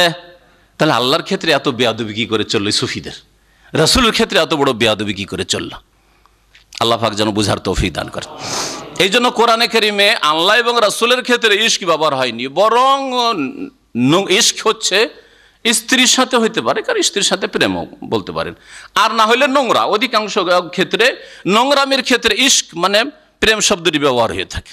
আল্লাহ পাক রব্বুল আলামিন ইরশাদ করেছেন, যখন মওত তাদের চলে আসে তখন কি করে? আল্লাহর কাছে দরখাস্ত করে, ইরজিউন মানে আল্লাহ ফিরিয়ে দাও, আল্লাহ ফিরিয়ে দাও, আল্লাহ ফিরিয়ে দাও। এই ব্যাখ্যা তাহলে আরবি গ্রামার বা ভাষা থেকে আরবরা এইভাবে বলতো, লাআল্লি আমালু সালিহান। কেন ফিরিয়ে দেবে? আল্লাহ বলছে যাতে করে আমি ভালো কাজ করে আসতে পারি। ফিমা তারাক্তু, যা ছেড়ে এসছি, মানে যা এর আগে করে আসিনি, অথবা যেই ধন সম্পদ ছেড়ে এসছি, বাড়ি ঘর ছেড়ে এসছি, ওগুলো দিয়ে আমি এখন কি করব?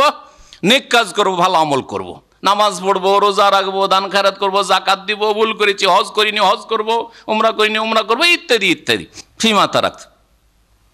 আল্লাহ পাক রব্বুল আলামিন জবাব বলবেন, কাল্লা, কোশ্চিন কালেও না, কখনো ফিরানো হবে না। মওতের সময় যখন আযাবের ফেরেশতাদেরকে দেখে নিয়েছে পাপিষ্ট গুনাহগাররা, সেই সময় এই কথাগুলি হয়, আল্লাহর পক্ষ থেকে হুকুম হয়, কাল্লা, ফেরেশতারা কখনো আর ফিরানো হবে না, সময় হয়ে গেছে। ইন্নাহা কালিমাতুন হুয়া কাইলুহা, ই একটি কথা মাত্র। কালেমা মানে কথা। আপনার সাথে একটি কথা আছে, যেমন বলি, হ্যাঁ আরবরা বলে আমার একটা কথা আছে, ইন্নাহা কালাম, এটা একটা কথা, হুয়া কাইলুহা, যা সে বলেছে, বলে শুধু, বা সুন্দর অর্থ যদি সাজিয়ে করেন, এটা হচ্ছে একটা কথার কথা মাত্র, মানে ওদের শুধু বলা, বলবে আর কাজে করবে না। তার মানে আল্লাহ বলতে চাইছেন যে এখানে বলছে শুধু, একে যদি ফিরিয়েও দিই তারপরেও সংশোধন করবে না, আবার ওই পাপ করবে। আর এই বিষয়টি সূরা আনআমে আল্লাহ পাক বলেছেন, ওয়ালাউ রুদ্দু লাআদু মানুহু আনহু, এদেরকে যদি ফিরিয়েও দেওয়া হয়, দুনিয়াতে ছেড়েও দেওয়া হয়, কবর থেকে ফিরিয়ে দেওয়া হয়, ও কিয়ামত থেকে ফিরিয়ে দেওয়া হয়, অথবা মওতের সময় যাও তোমাকে আরো 10 বছর সময় দিয়ে দিলাম, ফিরিয়ে দেওয়া হয়, লাআদু লিমা নুহু আনহু, যা নিষিদ্ধ ছিল সেগুলিতে আবার ফিরে আসবে, আবার ওই হারাম কাজ করবে, আবার হারাম দেখবে, আর আবার শিরক বিদআত করবে, আবার পাপ করবে, ফরজ ওয়াজিব আদায় করবে না, একই অবস্থায় থাকবে, ফিরিয়ে দিয়ে লাভ নেই। ইন্নাহা কালিমাতুন, একটি কথা, হুয়া কাইলুহা, ওর বলার বলেছে। অমিন ওয়ারাইহিম বারযাখুন, আর এদের পেছনে, এরা যে আখিরাতে পাড়ি দিতে যাচ্ছে, মওতের মুখে পাড়ি দিয়ে দিয়েছে, এদের পেছনে একটা বারযাখ, আর ওয়ারা মানে পিছনে হয়, আবার ওয়ারা মানে সামনেও হয়। যদি মনে করেন যে দুনিয়ার দিকে আসতে চাইছে, তাহলে ওদের সামনেও বলতে পারেন। এই জন্য কোনো কোনো অনুবাদকরা ওদের সামনে করেছেন, কোনো দোষ না। ওয়ারা শব্দটি হচ্ছে আরবি ভাষা হুরফে আজদাদ, মানে বিপরীত অর্থ বহন করে। ক্ষেত্র বিশেষে সামনের অর্থ হইতে পারে, কিন্তু অধিকাংশ ক্ষেত্রে ওয়ারা মানে পিছনে হয়। আমাম মানে সামনে, আর আমাম বা কুদ্দাম, আর ওরা মানে হচ্ছে বা খালফ মানে হচ্ছে পিছনে। তাদের পিছনে একটি আড় রয়েছে, প্রাচীর, মজবুত প্রাচীরকে বারজাখ বলা হয়। তাহলে মানুষ যখন মারা যায় তারপরে একটা মজবুত প্রাচীর তৈরি হয়ে যায়, অর্থাৎ দুনিয়াতে ফিরে আসা অসম্ভব, কখনো ফিরে আসতে পারে না। কতদিন পর্যন্ত? শবে বরাত পর্যন্ত। না কি বললেন আপনার? আমাদের দেশের যে হালুয়া রুটি খানেওয়ালারা তো তাই বলে যে স্বামী মারা গেছে, বাপ মারা গেছে, হালুয়া রুটি কেন করেছি, আজকে আমার বাপ আসবে। বিধবা স্ত্রী স্বামীর অপেক্ষায় হালুয়া রুটি তৈরি করে বসে থাকে, সারা রাত জেগে বসে থাকে যে আমার স্বামী রাতের অন্ধকারে কোনো সময় আসবে, একটু খেয়ে দিয়ে যাবে। আল্লাহ কি বলছেন? অমি ওয়ারাইহিম বারযাখুন ইলা ইয়াউমে ইউবআসুন, উঠার দিন পর্যন্ত, কিয়ামত পর্যন্ত, কিয়ামত পর্যন্ত প্রাচীর তৈরি হয়ে যায়। এরা বলছে প্রত্যেক শবে বরাতে আসে আমাদের মৃতরা। যেমন হিন্দুরা বলে যে জ্বালিয়ে দিয়ে মানুষ, মৃতকে জ্বালিয়ে দেওয়ার পরে এরা ভূত প্রেত হয়ে দুনিয়ায় ফিরে চলে আসে, অথবা পুনর্জন্ম হয়, যদি সৎলোক হয় তাহলে শূদ্রর ঘরের চামার ডোম মেথর ব্রাহ্মণ হয়ে জন্মায়, আর যদি ব্রাহ্মণ যদি চরিত্রহীন পাপিষ্ট হয় তাহলে সে চণ্ডাল হয়ে বা গরু ছাগল হয়ে জন্মায়, কার ঘরের গরু আর কার ঘরের সে বকরি ছাগল হয়ে জন্মায়, কুকুর শ্রীগাল হয়ে জন্মায়। ওই একই আকিদা। ওরা বলে পুনর্জন্মের মাধ্যমে ফিরে আসে বা ভূত প্রেত হয়ে ফিরে আসে, আর এরা বলছে শাবান মাসে ফিরে চলে আসে আমাদেরগুলো। কাফেরদের সাদৃশ্যতা আছে শিরক বিদআতে। যত শিরক বিদআত মুসলিম সমাজে ঢুকেছে কাফেরদের সাদৃশ্যতা আছে। ইলা ইয়াউমি ইউবাসুন, এই বরজাখ কিয়ামত পর্যন্ত কোনোদিন কোনো মানুষ ফিরে আসতে পারবে না। তাহলে যদি আপনি স্বপ্নে দেখেন, স্বপ্নে দেখেছেন সে সশরীর কবর থেকে আপনার বাপ উঠে চলে এসেছে বা নবী উঠে চলে, কখনো উঠে আসেনি, কখনো নবী সাল্লাল্লাহু আলাইহি ওয়াসাল্লাম উঠে চলে আসেনি। তবে শয়তান নবী সাল্লাল্লাহু আলাইহি ওয়াসাল্লামের রূপ ধরতে পারেন যদি নিশ্চিত নবীকে দেখেন। কিন্তু আপনি কেমন করে নিশ্চিত যে আপনি নবীকে দেখেছেন? নিশ্চিত ওই ব্যক্তি হবেন যিনি জীবদ্দশায় নবীকে দেখছেন। দিনে সাহাবী নবীকে দেখছেন আর রাতে স্বপ্নে দেখছেন আর নবীর সুরতে দেখছেন, তাহলে নিশ্চিত নবীর রূপ শয়তান ধরতে পারে না। যদি সাহাবী বেঁচে আছেন, নবী ইন্তেকাল করেছে, তার মানে যে নবী কবর থেকে উঠে চলেছেন, তাহলে এক রাতে সারা পৃথিবীতে 50 জন সাহাবী বা 50 জন তাবেঈ যদি দেখেন, তাহলে 50টা সুরত কি করে হলো একজনের? হ্যাঁ, তাহলে বোঝা গেল যে নবীর সুরত ধরতে পারেনি, কিন্তু নবী এসেছেন এই কথা নয়। নবী চলে এসেছেন উঠে একেবারে কবর খালি হয়ে গেছে না।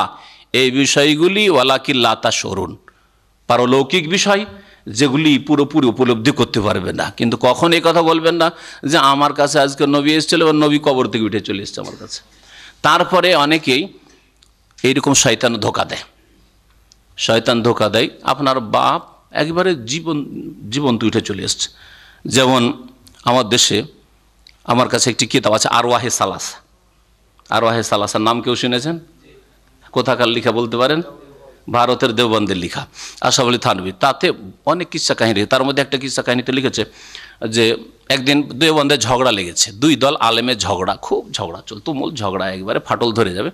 তখন ওই মুরব্বী সাহেব একজন, তাদের বড় আগের আলেম, উঠে চলে এসে, তাদের দেওবন্দি উঠে চলে এসে একবারে জাগ্রত অবস্থায়, এমন না যে ঘুমে, জাগ্রত অবস্থায় ফজর নামাজ পড়তে উঠছে, ওই সময় তার ঘরে চলে এসছে। আর আসার পরে বলছে, দেখো তোমরা ঝগড়ায় লিপ্ত হয়েছে, ঝগড়া করবে না কিন্তু। আর লিখেছে যে আমাদের ওলিয়া উলিয়া একবারে জীবন্ত জাগ্রত অবস্থায় উঠে চলে আসে। কোরআন বলছে যে কিয়ামত পর্যন্ত আর তৈরি হয়, আর এরা বলছে আমাদের ওলিয়া উলিয়া জাগ্রত অবস্থায় ও চলে আসে। কোনটা ঠিক তাহলে? হ্যাঁ, কোরআন ঠিক না আরওয়াহে সালাসা ঠিক, মানুষের লেখা ঠিক? চিন্তা করুন তাহলে। হ্যাঁ, এই ক্ষেত্রে হয় জিন ওই রূপ ধরে এসছে অথবা ফেরেশতা হইতে পারে। আমি বলছি না যে সব সময় শয়তান বা জিন আসে, ফেরেশতাও হইতে পারে অনেক সময়। কিন্তু কথা হচ্ছে যে যদি এসেও থাকে তাহলে জিন এসেছে। সাধারণত মানুষকে যখন আল্লাহ পাক রব্বুল আলামিন সৃষ্টি করেন, তো সেই হাদিস রয়েছে তার সাথে ওই তখন থেকে একটা জিন লাগিয়ে দাও, একটা ফেরেশতা লাগিয়ে দাও। ফেরেশতা সব সময় তার সুরক্ষা করে, আর ওই জিন শয়তান কুপরামর্শ দেয়, জিন কুপরামর্শ দিতে থাকে। জিনটা কিন্তু আপনার ভাষা জানে, কথার ভঙ্গিমা জানে, আমার মতো কথা বলতে পারবে আমার জিন, আপনার জিন আপনার মতো কথা বলতে পারবে, আপনার মতো চালচলন সব কিছু রূপচারা ধরতে পারবে পুরোপুরি, কোনো পার্থক্য আপনার স্ত্রী ছেলে মেয়ে করতে পারবে না হয়তো। এখন জাগ্রত অবস্থায় আপনার স্ত্রীর কাছে এসে, আপনার ইন্তেকালের পরে আপনার বাপ আপনার মায়ের কাছে এসে হাজির হয়ে গেছে, আর বলে আরে রে তোমার বাপ, আমি জেগে আছি, চলে এসছে। না, কখনো তার বাপ আসেনি। কে এসছে? জিন এসছে, জিনে এসছে। আল্লাহ পাক রব্বুল আলামিন ইরশাদ করেন, ফাইজা নুফিখা ফিস-সূর, যখন সিংহায় ফুঁক দেওয়া হবে, ফালা আনসাবা বাইনাহুম, সিংহায় কখন ফুঁক দেওয়া হবে? কিয়ামতের দিনে। কয়টা ফুঁক হবে? 3টা অথবা 2টা, ইখতিলাফ রয়েছে, আল্লাহু আলাম। যখন সিংহায় ফুঁক দেওয়া হবে, ইসরাফিল আলাইহিস সালাম ফেরেশতা ফুঁক দেবেন, আর কিয়ামত হয়ে যাবে, মানুষ ধ্বংস হবে, আবার উঠবে। ফালা আনসাবা বাইনাহুম, মানব জাতির মাঝে কোনো বংশীয় আত্মীয়তার সম্পর্ক থাকবে না। নাসাব বংশ বা আত্মীয়তাকে বলা হয়, তো কোনো আত্মীয়তার সম্পর্ক থাকবে না, কোনো সম্পর্ক সেই দিন থাকবে না। ইয়াউমাইজিন, সেই দিন। ওয়ালা ইয়াতাসাআলুন, আর পরস্পরকে জিজ্ঞাসাবাদও করবে না। বাপ ছেলেকে জিজ্ঞাসা করবে যে বাবু কেমন আছো, দুনিয়ায় খুব করেছে। আর ছেলেও জিজ্ঞাসা করে আব্বা কেমন আছেন, আম্মা কেমন আছেন, কেউ কাউকে জিজ্ঞাসা করবে না। নাফসি নাফসি করবে, নিজেকে নিয়ে ব্যস্ত থাকবে। ইয়াউমা ইয়াফিরুল মারউ মিন আখিহি ওয়া উম্মিহি ওয়া আবিহি, ভাই থেকে পালাবে, মা থেকে পালাবে, বাপ থেকে পালাবে, বংশ থেকে পালাবে, স্ত্রী থেকে পালাবে, সব কিছু ছেড়ে পালাবে, নিজেকে নিয়ে ব্যস্ত থাকবে। সেই দিন কোনো আত্মীয়তা কাজে আসবে না, ঈমানের আত্মীয়তা কাজে আসবে।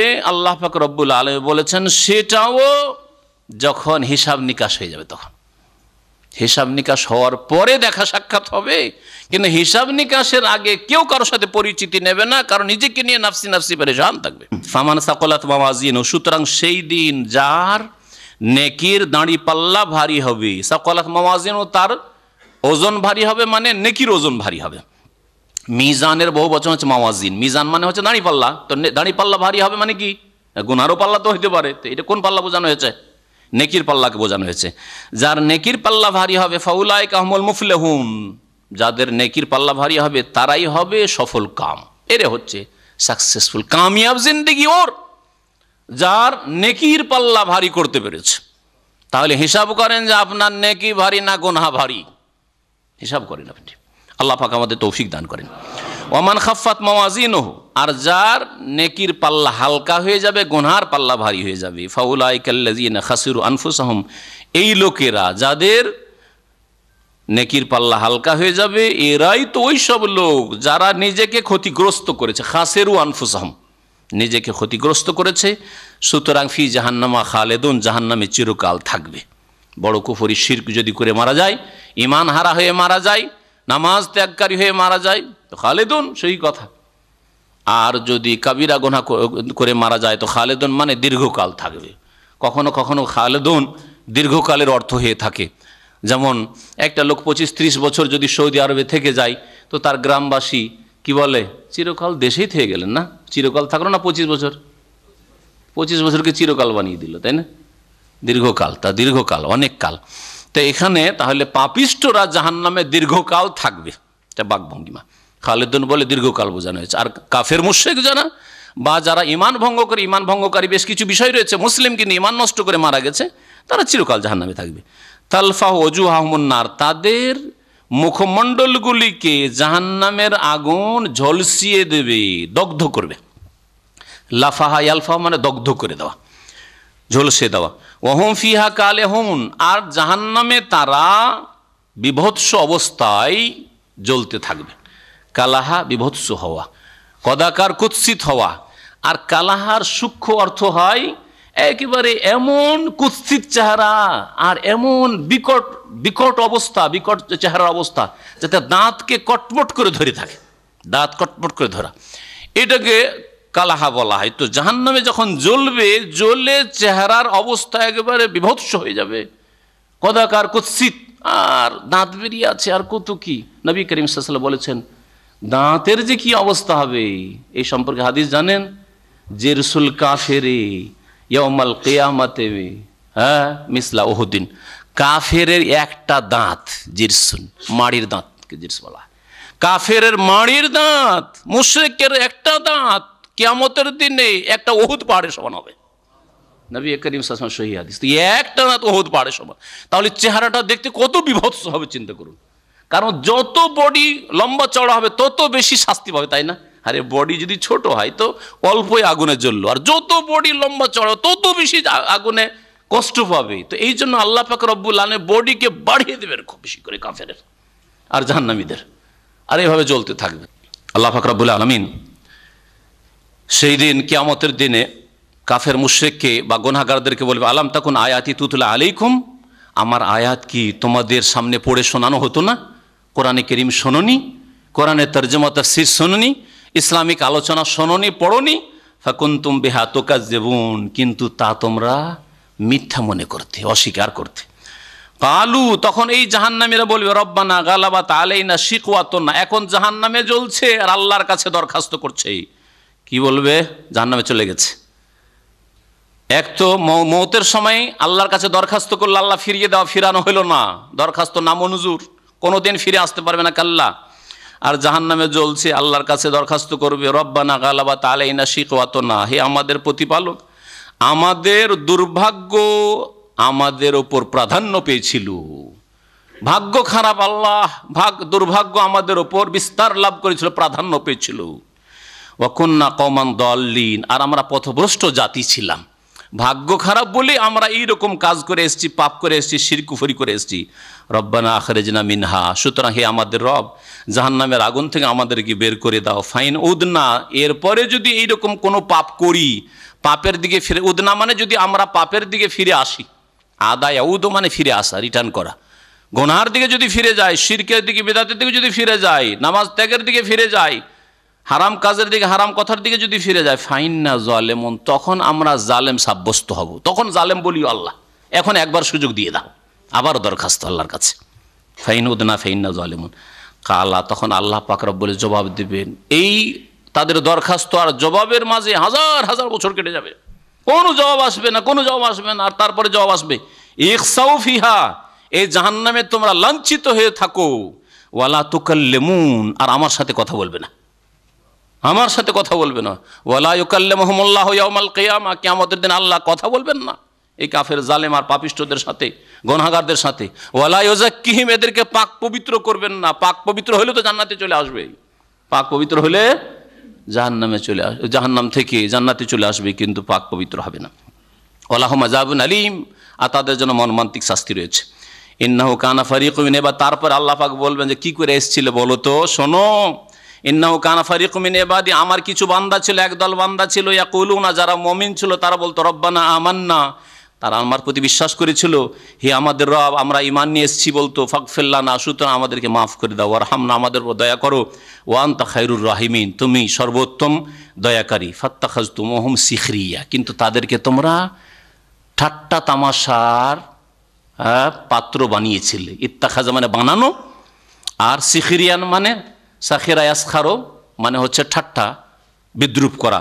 তাদেরকে তোমরা ঠাট্টা বিদ্রুপের পাত্র বানিয়েছিলে। হাত্তা আনসাউকুম যিকরি, এই ঠাট্টা আর খেল তামাশাই তোমাদেরকে ভুলিয়ে দিয়েছিল আমার স্মরণ থেকে, আমার উপদেশ থেকে, কোরআন হাদিস থেকে ভুলে থেকে গেছিলে।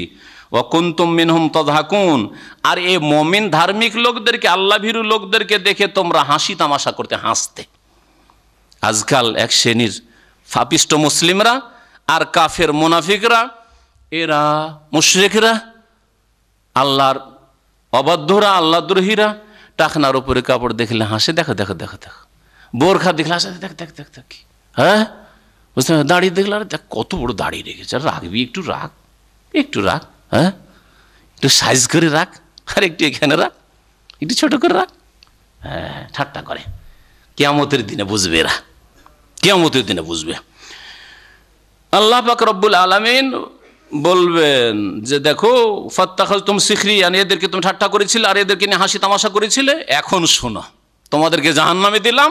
ইন্নী জাযাইতুহুমুল ইয়াওমা বিমা সাবারু, আর আজ কি আমি নিঃসন্দেহে এদেরকে, যাদেরকে নিয়ে ঠাট্টা তামাশা করেছিলে, গরিব অসহায় বলে, দুর্বল বলে এই সাহস করেছিলে। আর একটা ঠাট্টা তামাশা বলছি, আমাদের দেশে 20 বছরের যদি ছেলে মুসলিম যদি দাড়িওয়ালা হয়, আর 50-60 বছরের ওই বেদিন যদি কাফের হয় অথবা মুনাফিক হয় আর দাড়ি নেই, কি বলে, চাচা চাচা কেমন আছেন চাচা, হ্যাঁ 20 বছরের ছেলে, 25 বছরের ছেলে দাড়ি রেখেছে, আর যার দাড়ি নেই ঠাট্টা করছে, এই ফাসেকের বয়স 60 বছর 50 বছর, যে চাচা চাচা। আমাদের দেশের কিছু বক্তারা এরকম কথা ভালোই বলতে পারে, যেগুলো আমরা বলতে পারি না। এক বক্তা এরকম যাচ্ছে জলসা করতে, আমার পরিচিত লোক, আর ওকে কিছু হিন্দু ছেলে বলছে চাচা চাচা, অথচ বক্তার বয়স প্রায় 40-এর বেশি হবে না তখন। চাচা বলছে কিরে ভাতিজা, তুই একবার শুনে একটু উপেক্ষা করেছে, বারবার চাচা চাচা করছে, ঠাট্টা করছে। কিরে ভাতিজা কেমন আছিস, তোর মা কেমন আছে? আমার ভাইটা খুব লম্পট ছিল, বদমাশ ছিল, যেখানে গেছে বিয়ে করেছে, আত্মদের মতো জন্মে দিয়ে ছেড়ে দিয়ে চলে এসছে। আমরা জানি না যে তোর এত ভাতিজা আসিস, যদি জানতাম তো তোদের খোঁজ খবর নিতাম। এইভাবে এইরকম কাজ করে আমার ভাই, খুব খারাপ কাজ করেছে, বুঝতে পারলেন? তো এই শয়তানগুলিকে এইরকম জবাব দিতে হবে। আল্লাহ পাক কিয়ামতের দিন এদেরকে জবাব দিবেন, ঠাট্টা করেছিলে, দাঁড়ি থেকে ঠাট্টা করেছে, চাচা বলেছিলে। শোনো, আল্লাহ পাক বলবেন ইন্নী জাযাইতুহুমুল ইয়াওমা, তারা ধৈর্য ধারণ করেছিল, ওই চাচার জবাব দিতে পারেনি। 20 বছরের ছেলে দাঁড়িয়ে রেখেছে, আর 60 বছর লজ্জা লাগেনি চাচা বলতে, ভাতিজা বলতে, চাচা কেন বলছিলে, হ্যাঁ বাবা বলতে কেন তুমি চাচা বলেছিলে, ঠাট্টা। আজকে এরা যে ধৈর্য ধারণ করেছে দুনিয়াতে, তার আমি বদলা এদেরকে দিলাম। ইন্নী জাযাইতুহুমুল ইয়াওমা সাবারু, আজকে এদেরকে বদলা দিলাম, জান্নাত দিলাম, তোমাদেরকে জাহান্নামে দিলাম। আন্নাহুম হুমুল ফায়েজুন, আর এরাই হচ্ছে সফল কাম। দেখো কামিয়াব, এরা কামিয়াব, জান্নাতে টাকনার ওপরে কাপড় ছিল কামিয়াব, নামাজি 5 ওয়াক্ত নামাজ পড়তো কামিয়াব, দাড়ি ছিল কামিয়াব, ধার্মিক চাল্লা ভীরু ছিল কামিয়াব। জি, ইসলামিক জীবনযাপন করেছে, পর্দা করেছে, হিজাব করেছে, বোরকা পরেছে, কামিয়াব। এদের ধৈর্য ধারণ করেছে, গরমের সময় বোরকা পরেছে। কে কত কথা বলেছে, কে ভল্লুক বলেছে, কে কি বলেছে, কে ভূত আসছে রে বলেছে, শুনতে হয়েছে, এরকম শুনতে হয়েছে আমাদেরকে এরকম। তারপর আলহামদুলিল্লাহ ধৈর্য ধারণ করেছে। আল্লাহ পাক রব্বুল আলামিন সেই দিনে ঘোষণা করবেন যে এরাই হচ্ছে কামিয়াব, আল্লাহ পাক রব্বুল আলামিন। তারপর কাফের মুশরিক আর গুনাহগার পাপিষ্ঠদেরকে কিয়ামতের দিন জিজ্ঞাসা করবেন, কালা কাম লাবিস্তুম ফিল আরজি আদাদা সিনিন। আল্লাহ পাক বলবেন, কালা মানে ইয়াকুলুল্লাহ, আল্লাহ বলবেন, মাজির শেগা কিন্তু ভবিষ্যতের অর্থ রয়েছে।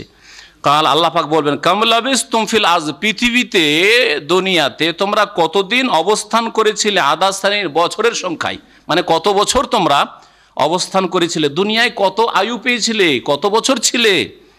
কিন্তু আল্লাহর আযাব এমন পেয়েছে, দুনিয়ার 80 বছর 100 বছরের বয়সকে মনে করেছে মাত্র একদিন সুখ পেয়েছে, কোনো সুখই পায়নি। অথচ রাজা ধীরাজা ছিল, হ্যাঁ, নেতা মাথা ছিল, আর তারপরে পুঁজিপতি ছিল, দুনিয়ার কোনো অভাব ছিল না, কোনো রোগ বালা মুসিবত ছিল না। তারপরেও এই 100 বছরকে ভুলে যাবে আর বলবে জীবনে শান্তি পাইনি, জীবনে শান্তি পাইনি। এটা দুনিয়াতেও মনে হয়। 40 বছর 50 বছর সুস্থ থাকলে না, হঠাৎ যদি পেটের ব্যথা উঠে যায় আর পেটের যন্ত্রণায় থাকতে পারছেন না, আরে আল্লাহরে জীবনে সুখ পেলাম না, জীবনে আর কোনো শান্তি পেলাম না, বলে না কেন? 50 বছর তো খুব সুখে থাকলেন, আর এই তো 2-3 দিনের ব্যথা, পেটের ব্যথা শুধু, এত কেন ছটপট? 3 দিনে আপনি বলছেন আর কোনো শান্তি পেলাম না, জীবনে কোনো সুখ পেলাম না, ভুলে গেলেন? তো দুনিয়াতেই যদি মানুষের অবস্থা এরকম হয়, যখন কষ্ট আসে তখন সুখের দিনকে ভুলে যায়, তাহলে আখিরাতেও এইরকমই হবে। আল্লাহ পাক রব্বুল আলামিন ইরশাদ করছেন যে তারা কি বলবে জবাবে, কালু, তারা বলবে লাবিসনা ইয়াওমান আও বাযা ইয়াওম, একদিন অথবা একদিনের কিছু অংশ আমরা দুনিয়াতে থেকেছি, মানে আমাদের আয়ু পেয়েছিলাম, সময় পেয়েছিলাম দুনিয়াতে, একদিন হবে অথবা একদিনের কিছু কম হবে। ফাস আলিল আদ-দিন, কিন্তু আমাদের ভালো করে মনে নাই, যারা গণনা করে তাদেরকে জিজ্ঞেস করে নেন। আল্লাহকে বলবে কাফের মুশরিক গুনাহগার পাপিষ্ঠ যাদের উপর আযাব হচ্ছে, ফাস আলিল আদ-দিন, গণনাকারীদেরকে জিজ্ঞেস করে নেন। আল্লাহ কালা, আল্লাহ পাক বলবেন, ইন লাবিস্তুম ইল্লা কালিলা, হ্যাঁ অল্প সময়ই থেকেছ, হ্যাঁ অল্প। আখিরাতে চিরকাল থাকতে হবে জাহান্নামে, আর দুনিয়ায় 80 বছর, দুটোকে যদি তুলনা করে বলা হয়, কম্পেয়ার করে, তাহলে দুনিয়াতে অল্প সময়ই থেকেছ। তোমাদেরকে একদিন দুদিন মনে হচ্ছে, যদিও সেটা 100 বছর, কিন্তু কোটি কোটি বছর, যার কোনো হিসাবই নাই, হ্যাঁ চিরকাল থাকতে হবে, তার মোকাবিলায় অল্প সময়েই থেকেছ। ইল্লা বিস্তুম ইল্লা কালিলা লাউ আন্নাকুম কুনতুম তা'লামুন, তোমরা যদি জানতে তাহলে এই দুর্দশা হইতো না। তোমরা যদি আল্লাহকে চিনতে, রাসূলকে চিনতে, আল্লাহর দ্বীনকে জানতে, আল্লাহর বিধান কোরআনকে জানতে, তাহলে এই দশা হইতো না। আফা হাসিবতুম আন্নামা খালাকনাকুম আবাসা, তোমরা কি এই ধারণা করেছিলে যে তোমাদেরকে আমি সৃষ্টি করেছি অনর্থক, বিনা কাজে খেল তামাশায় সৃষ্টি করেছি? না, খেল তামাশার জন্য সৃষ্টি করিনি। ও আন্নাকুম ইলাইনা লা তুরজাউন, আর তোমাদেরকে আমার কাছে ফিরিয়ে নিয়ে আসা হবে না, আসতে হবে না, এই বিশ্বাসই ছিল, এই ধারণা ছিল, ভ্রান্ত বিশ্বাসে আজকে এসেছো। দেখো আজকে আযাব, জাহান্নামের আযাবে যাও। ফাতাআলা আল্লাহুল মালিকুল হক, শুনে রাখো যে আল্লাহ পাক রব্বুল আলামিন যিনি আল মালিকুল হক, প্রকৃত মালিক, প্রকৃত অধিপতি, আল মালিকুল হক, তিনি হচ্ছেন সুমহান, সুউচ্চ সুমহান। লা ইলাহা ইল্লাহু, তার ছাড়া কোনো সত্য মাবুদ নেই। রব্বুল আরশিল করিম, এই যে রব্বুল আরশিল করিম, আরশকে এখানে করিম বলা হয়েছে, আগের আয়াতে আরশকে আজিম বলা হয়েছে। সম্মানিত আরশের মালিক, রব, অধিপতি আল্লাহ পাক। আল্লাহ পাকের এখানে উলুহিয়াত বলা হয়েছে আর রুবুবিয়াত বলা হয়েছে। তিনি মালিক, হ্যাঁ, তাহলে রুবুবিয়াত বলা হয়েছে, আর তিনি একমাত্র সত্য এলাহ, তাহলে তৌহিদে রুবুবিয়াতের ঘোষণা করা হয়েছে। তো এই আয়াতে তৌহিদ যে 3 প্রকার বললে 3 প্রকার রয়েছে। আল্লাহ পাকের গুণ রয়েছে, আর আল মুলক আল্লাহ পাকের রাজত্ব, আল্লাহ পাকের গুণ, ক্ষমতা আল্লাহ পাকের গুণ, তারপরে রুবুবিয়াত আল্লাহ পাকের গুণ, আর রুবুবিয়াতও রয়েছে, আর তৌহিদুল আসমা ও সিফাতও রয়েছে, আর তৌহিদুল উলুহিয়াত বা ইবাদতও রয়েছে। ওমাইয়াদু মা আল্লাহ ইলাহান আখার, আল্লাহকে বাদ দিয়ে বা আল্লাহর সাথে যে অন্য উপাস্যকে ডাকবে, আল্লাহকেও ডাকে, আল্লাহর কাছে দোয়া মোনাজাত করে, আর গৌসে আজমকে ডাকে। গৌসে আজম কে? তাদের কাছে জিলানি, জিলানি গো ডাকে, খাজা বাবাকে ডাকে, আল্লাহ ছাড়া অন্য কিছু ডাকবে? হ্যাঁ, আর এই ডাকা বলে কোরআন ভাষায় দোয়া দিয়ে সেজদা, রুকু, অন্য অন্য ইবাদত, কুরবান সবগুলিকে বোঝানো হয়েছে। অর্থাৎ আল্লাহ পাকের হক আল্লাহ ছাড়া অন্য কেউ যে দিয়ে দিবে, আল্লাহকেও দিল আর অন্যকেও যে দিল, লা বুরহান লাহু, এর কোনো সনদ দলিল প্রমাণ নেই। আল্লাহ পাকের দিনে আল্লাহ পাক কিতাব তাওরাত, ইনজিল, জাবুর, ফুরকান কোন কিতাব আল্লাহ পাক রব্বুল আলামিন কোন নবীর কাছে এই শিরকের ধর্ম নাজিল করেননি। এজন্য আল্লাহ কি বলছেন, লা বুরহান লাহু, শিরকের কোনো দলিল প্রমাণ নেই। মানব জাতির ইতিহাসে শিরকের বহুত্ববাদের ধর্ম আল্লাহ নাজিলই করেননি, একত্বের ধর্ম আল্লাহ নাজিল করেছেন। ফাইন্নামা হিসাবহু ইনদা রাব্বি, আল্লাহর সাথে অন্য ইলাহকে যারা ডাকবে তাদের হিসাব হবে তার রবের কাছে, আল্লাহর কাছে তার হিসাব হবে। আল্লাহ বলছেন একদিন আসতে হবে, হিসাব দিতে হবে। আর শুনে রাখো, ইন্নাহু লা ইউফলিহুল কাফিরুন, আর নিঃসন্দেহে কাফেরেরা কোনো পরিত্রাণ পাবে না, সফল কাম হবে না। তার মানে যারা আল্লাহ ছাড়া অন্যকে ডাকে তারা কি হয়ে যায়, কাফের হয়ে যায়। ইন্নাহু লা ইউফলিহুল কাফির, আল্লাহ কাফেরুন বললেন। আল্লাহ পাক তারপরে ইরশাদ করছেন শেষ আয়াতে এই সূরার, ওয়াকুর রব্বিগফির ওয়ারহাম ওয়া আনতা খায়রুর রাহিমিন, হে নবী তুমি এই দোয়া করো, রব্বিগফির, হে আমার প্রতিপালক মাফ করে দাও, ক্ষমা করে দাও, ওয়ারহাম, আর তুমি দয়া করো, ওয়া আনতা খায়রুর রাহিমিন, তুমি সর্বোত্তম সর্বোৎকৃষ্ট দয়াকারী। আল্লাহ পাক রব্বুল আলামিন যেন আমাদের উপর দয়া করেন। আল্লাহ পাক আমাদের উপর দুনিয়াতেও রহম করেন, আখিরাতেও রহম করেন। আল্লাহ পাক আমাদেরকে জাহান্নামের আযাব থেকে যেন উদ্ধার করেন। আল্লাহ পাক আমাদের গুনাহ খাতা যেন মাফ করে দেন। আল্লাহ পাক রব্বুল আমাদের সকলকে জান্নাতুল ফিরদৌস যেন দান করেন। দুনিয়ার বালা মুসিবত থেকে আল্লাহ পাক রব্বুল আলামিন যেন নাজাত দেন। আল্লাহ পাক রব্বুল আমাদেরকে সার্বিক যেন কল্যাণ দান করেন। সুবহান রাব্বিকা রব্বিল ইজ্জাতি আম্মা ইয়াসিফুন ওয়া সালামুন আলাল মুরসালিন ওয়ালহামদুলিল্লাহি রাব্বিল আলামিন। সুবহানাকা আল্লাহুম্মা ওয়া বিহামদিকা আশহাদু আল্লা ইলাহা ইল্লা আনতা আস্তাগফিরুকা ওয়া আতুবু ইলাইক।